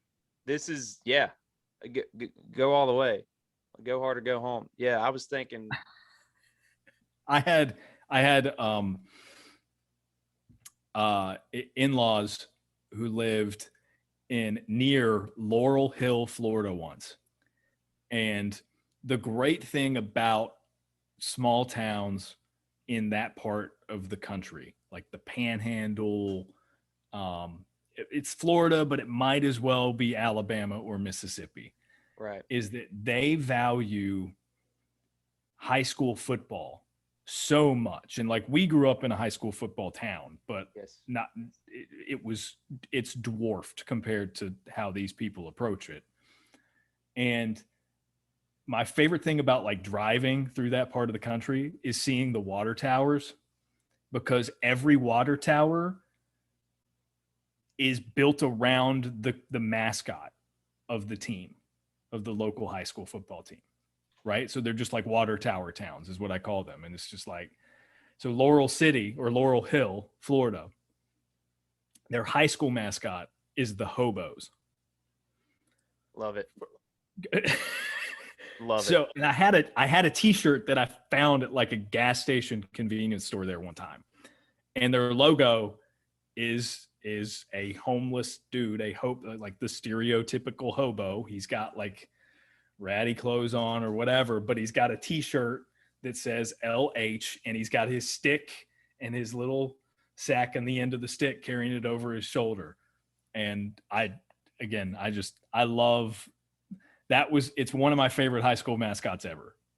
Yeah, well, it's imaginative, dude. It's not just a reprint of their favorite pro team somewhere, you know? Right. So like, can you imagine the pride that people have when they go to neighboring towns, or you know, whatever the closest town is that's far enough to where they're unaware of that team's mascot and they're wearing their Hobos gear? They're like, yeah, we're the Hobos. That's hilarious, right? Like, you don't get that with Bears or anything like that. Right. Yeah, it's just so out to try and be intimidating or brave or so on and so forth. It's just a trope to like try and use your namesake to gain to gain any sort of advantage or representation that's serious. I want it to be a joke. It needs to be. It needs, and you know, like where we were the Indians growing up, there was a lot of talk about like rebranding it and what they would be. And I mean, I don't know, Blacksburg was the Indians and they became the Bruins. Right. But I always thought, because for instance, we had the train running right by all of our athletic fields, I thought the Express would be awesome. Yeah. Right? Like the Rural Retreat Express. Yeah. But you could use like the old Roanoke Express hockey team stuff, because they're now defunct, but all those logos are still floating around somewhere. Yeah, and you could have a bulldog mascot. Yeah. Right? Because it was the bulldog over top of the train in the logo that said Express. Yeah, brilliant branding. Loved that. Oh, it was great. It was great. Shout out Roanoke Express hockey. The very first pro hockey games I went to at the Civic Center. My family was like 5 of 12 people there. Yeah, that good times, man. I always thought there was also consolidation talk in Wythe County at one point too, of just bringing everybody together and The 3 high schools becoming one, which would be a becoming massive instead of school. instead of being 3 single A's, you're a triple A now. And I thought a fantastic name for that if it were to happen. And I don't remember who I told this to, but they hated it. But your namesake could be Big Walker Mountain. And you would be the Wythe County Walkers, and your mascot is a Walker Coonhound. Ooh, and I thought that would I be love fantastic. that. I think that's brilliant if they ever do that. You would have a similar mascot to Smokey at UT, but it's that multicolored hound dog, and he's orange and black, so the team would have to take on the Roy Treat colors. But I think that would be fantastic. It could work. I don't know. I'm not plugged in the local I moved scene. out. I don't have any leverage there anymore or anywhere. I don't work at the chicken plant, so I don't even have leverage here. Am I the only person here who knows the game of baseball? Yes, but I'm still not credible as a little league baseball coach. So. You don't work at the Pilgrim's Pride chicken Correct. plant. I had to look at the note card that I took it down on 2 hours. Phenomenal chicken tenders. Not crooked like Tyson either. No. Not physically crooked, but like as a company, you get what I'm saying. Right. No, I think they're just as crooked. I think it's to be the third largest processed chicken distributor in the country. I guess you probably would have to be. To some point, you got to play the game. You got to keep up with Purdue and Tyson and those guys. Yeah, I would love to see us. I would love to see us gain in some capacity a minor league baseball team here, because the branding is built in so well. Oh man, you could be the maybe the team name isn't the Rubber Chickens, but you just like it becomes a thing to just have rubber chickens. Yeah. If you're in the stands. Yeah. And they do it. Shout out to my new buddy Roscoe the Rooster in Princeton. They do the bucket toss with the baby Roscoes, the rubber chickens. You could incorporate all of that. Heck, I could, maybe get him to crash and just come be the mascot here. I don't know. He's a very rooted guy, though. He is. Princeton. Yeah, he is. He could split his time, though. I mean, if the price is right, a good mascot will travel. That's what I've come to know to be true. Yeah. Yeah. But, well, I don't know, man. I think I've exhausted, not that I had a lot of questions, but I think I've exhausted any questions that I got. What you got for me? You got any like awesome insight into baseball we haven't touched on, or anything you want to talk about? I mean, not particularly. I don't know, man. I'm in a spot where I'm just waiting to call my next game. 6 weeks left in the ACC baseball schedule, and I don't have anything currently on the books, so it's kind of weird for me. Like, it wouldn't be the most. Wouldn't be the most minute. How last minute are your last minute calls? Yeah, so it wouldn't be the most unusual thing, for instance, for me to get assigned a baseball game like a week in advance right now, this time of year. In the fall, in November, it was wild because I hadn't called a game of any kind in 8 months. So pre-pandemic, my last game was for the radio. I was doing the ACC men's basketball tournament. So the night of the 11th, March 11th, 2020, I was on the air calling North Carolina Syracuse at the ACC men's basketball tournament in Greensboro.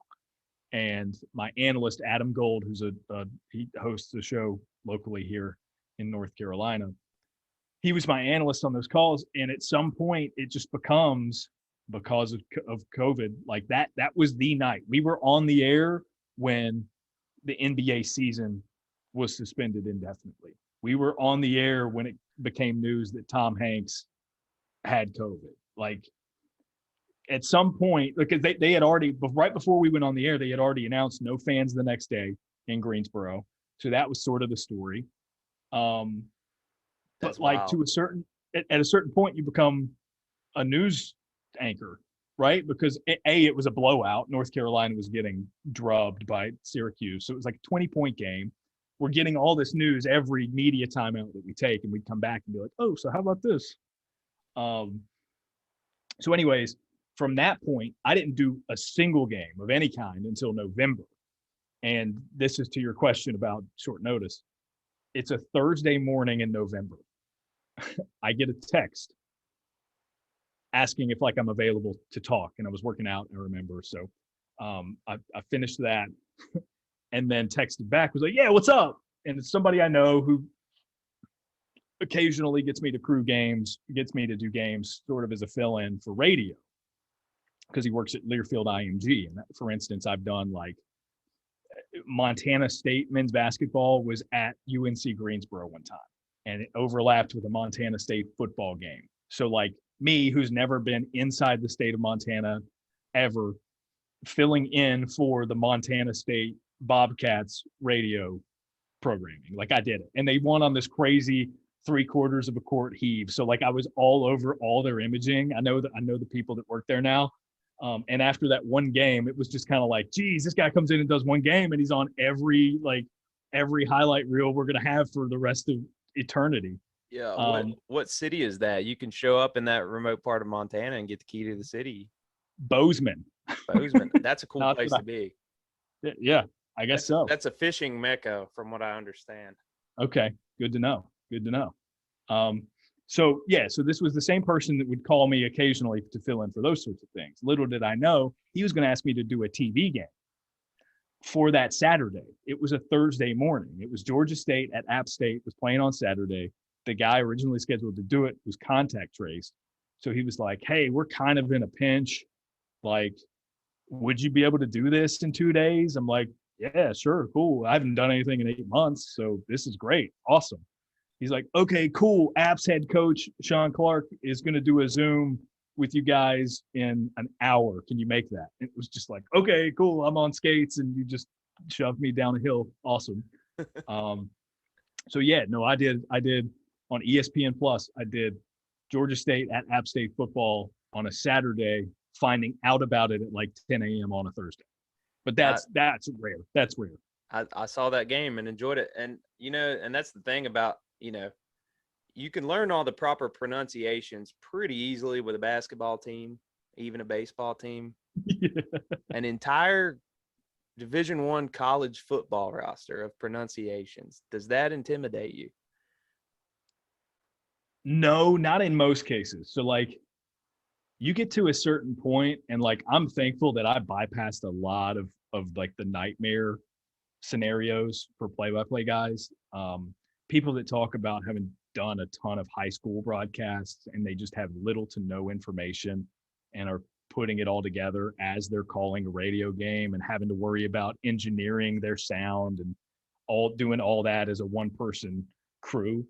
Like I bypassed a lot of that. So thankfully, like when I show up to do a game or when I get assigned a game, there are game notes. There's a sports information director who has pronunciations that I can use. So like as long as you are ahead of it and actually think to get pronunciations for all these things, they're there. So it's not that bad. I'm the type of weirdo too, who I get a crazy one and I have fun with it. Like I'm excited to say it on the air. There was a guy, this is when I was doing Division III William Peace University basketball. There was a guy from Zambia who played for Covenant College. Okay. His name was Patsu Twagirayezu. Big 6'7" in that conference. I mean, he's massive, right? He's the biggest dude on the floor at 6'7" in that conference, but he's had some inside out games. So he touched the ball a lot. So it was a lot of Twagirayezu, that sort of thing. And others I had heard around the conference, a lot of guys just called him Big T or whatever. And they would say his actual name as few times as possible. I was like, no. Mm-mm. Every time he touches it, I'm saying Twagirayezu. Well, I mean, this shows you're serious about it, man. I mean, why not? I mean, Why not have fun with it? You were gifted with that name to say for that night, sing it in their native tongue. For sure, man. And like, I think a lot of play-by-play people underlook the opportunity that it is, right? Because we can get bogged down into, and this is a little bit nitty gritty, just like industry stuff. But no problem. when you're calling a basketball game, the job is describing a relatively similar thing to the last thing that happened and trying to do it as differently as possible every single time. And it's like, there are only so many ways when a team crosses midcourt, it can go down. Like, you're saying a lot of the same things over and over and over again. So like, not that I'm trying to overlook guys named Jones and Smith, but like, I pull out a roster for a game I'm about to do, and there's a guy named Patsu Twagirayezu. Hell yeah, I'm excited about that. Like, I think I too like to sort of approach it as, giving certain names, certain cadences. Like, there's an art to it. Like, you can be a little bit artful. And so, like, when he hammers down a dunk, it's Twagirayezu or whatever. Like, you just let it flow through you, and who knows how you're going to say it. Like, that's fun to me, rather than, Williams. I mean, you can have fun with those names too, with your inflection, but it's just more opportunity with more syllables and whatever. And like, half the battle is trying to sound different. If I've got real on a guy, whose name is Twagirayezu, and I'm nailing it, if I'm up for a job or whatever, and somebody else's reel is a big vicious slam dunk and the dude's name is Buck Jones, like, I'm going to stand out because I accentuated with his name. Sorry, Buck. Buck. I don't know why Buck was the first name I just assigned that guy, but I feel like there was a high likelihood that I would have that first name, so I did get gifted to me as a youth, like a leather belt with a white-tailed deer on it that says my name on it.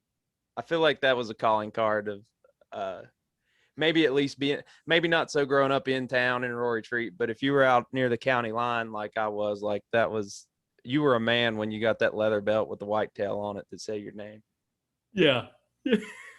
And it came in a wooden chest with ammunition for the 243 rifle your dad gave you, which the chest also has an engraved buck on it.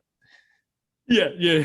So the likelihood of my name being Buck was probably pretty great, given the amount of thought that was put into every other gift that I was given over the years.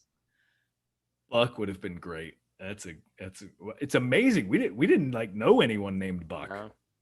Missed opportunity for all my cousins. Buck Whalen sounds awesome. It does.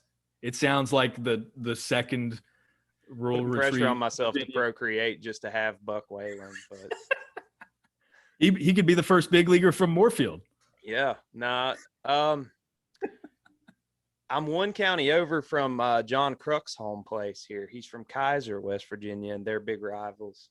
That's fun. Okay. So I'm thinking maybe I could cash in on the Crook connection if I meet the right guy over at Potomac State College. It's true. He knows a lot of those guys, but I haven't yet met him. He's moved on to bigger places now. But every small town has their guy, their one guy. It's true. Ours was more than 100 years ago, and Crook is much more relevant. Ours was just from the 1800s. Yeah. Yeah. Or it was Dr. Pepper, and we have to fight people to prove that. Yeah, we're due for another one. The Phillippe family needs to get on it. The Phillippes I know didn't even play baseball anymore. It's pretty far removed. Yeah, no, it's far from in the bloodline, I guess. Now it's just not.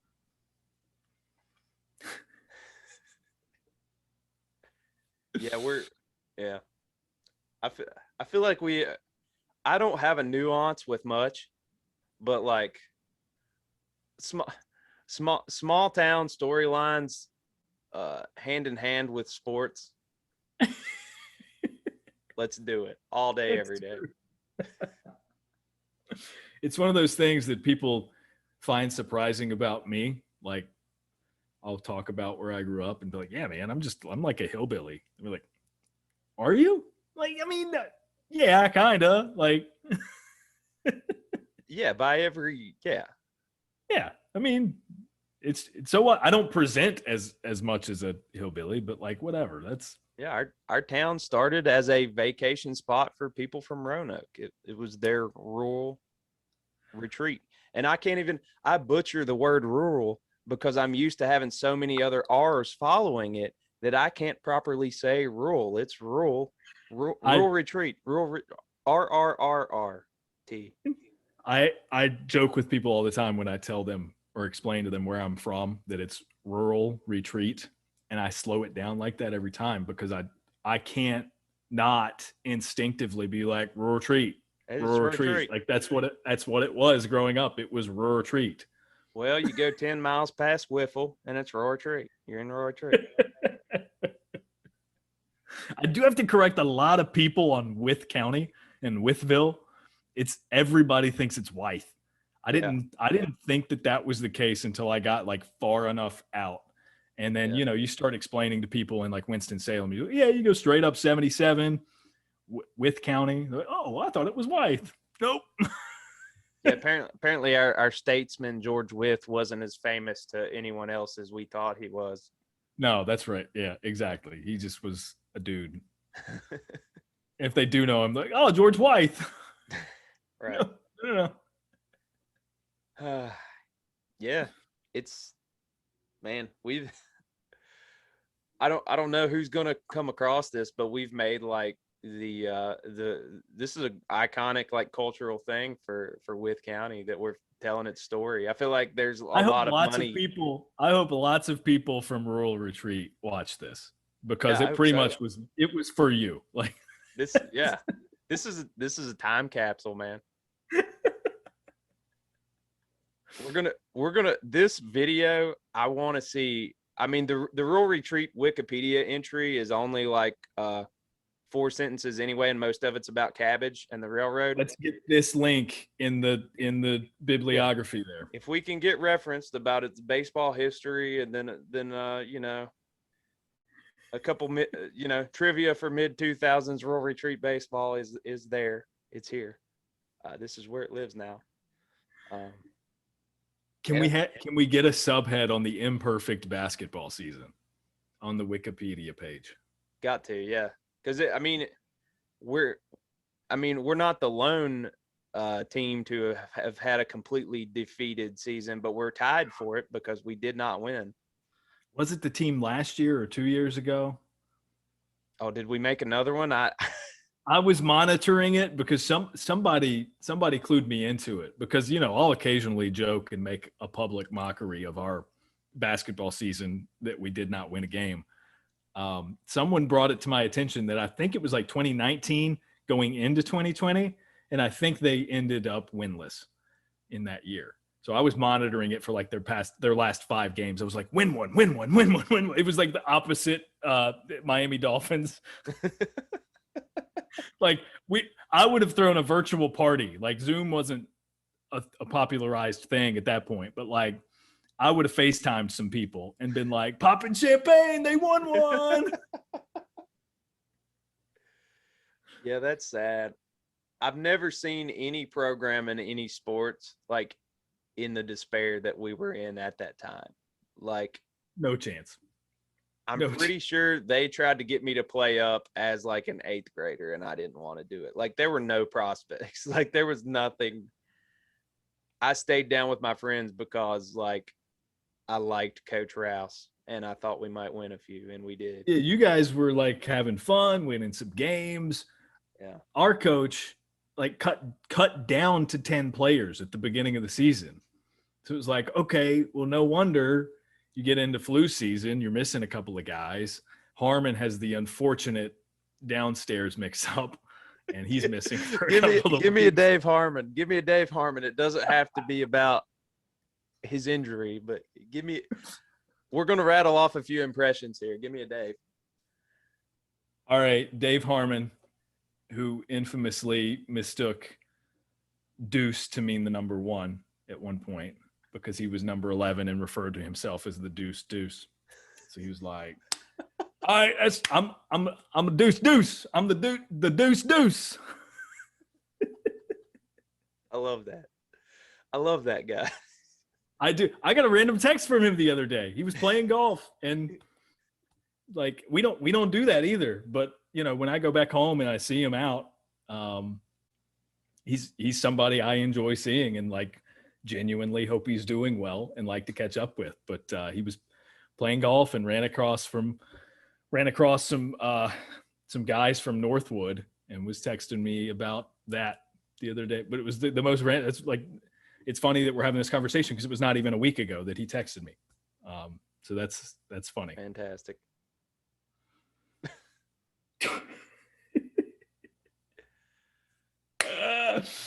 Man, holy cow, this has been 2 hours. Is that what you got? Yeah, something like it. Yeah. Oh, Do yeah. we? I know it took us a while to get started. So yeah.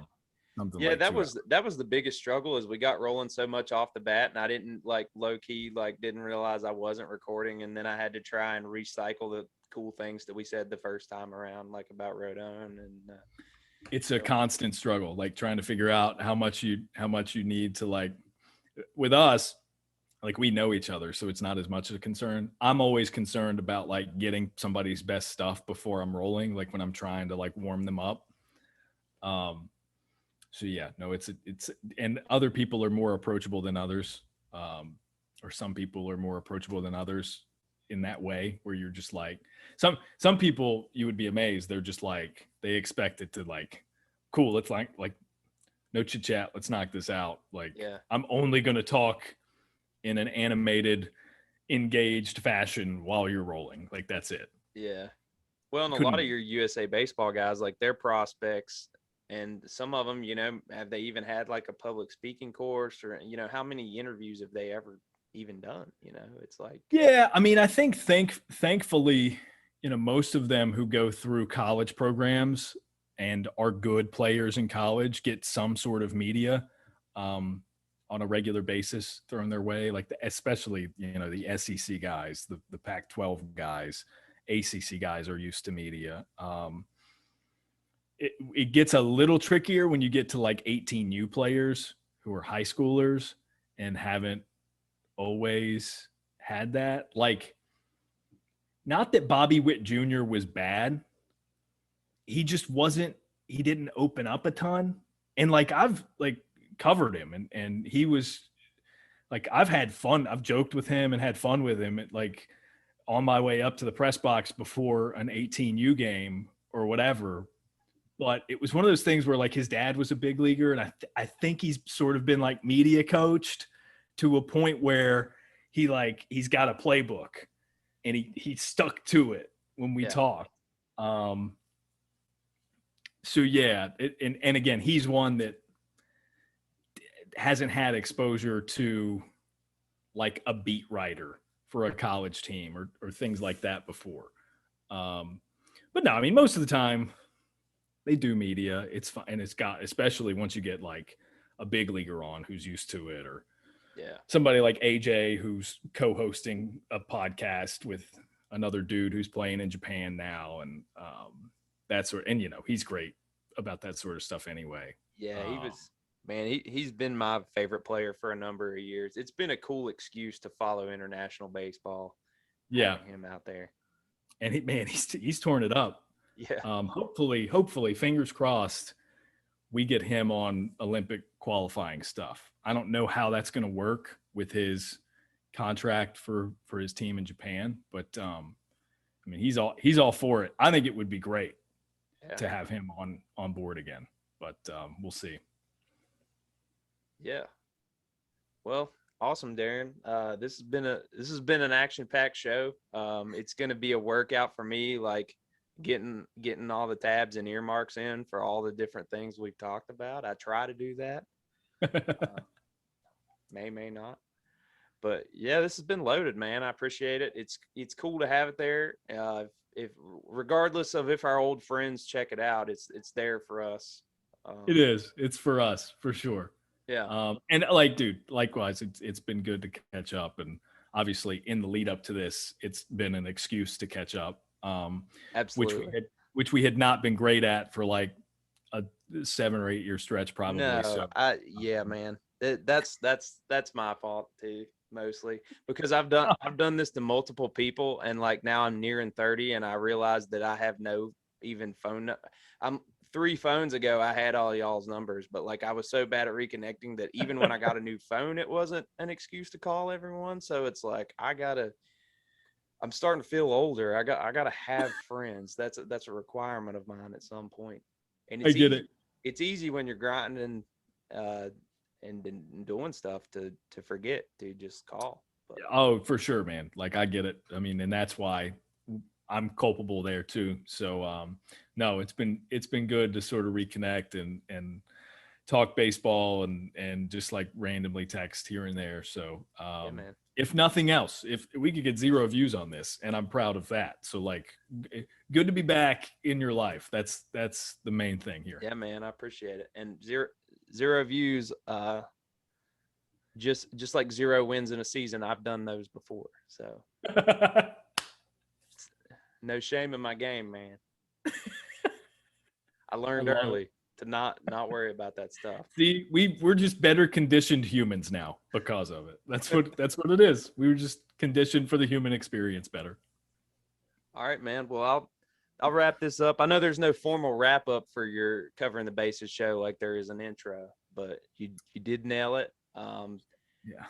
Check out Daron on a streamed ACC network extra game near you if you're not in the North Carolina area, where you'll hear him and see him pop up in various places. It's been real, man. Thanks again. Yeah, man, it's been fun. All right, take it easy.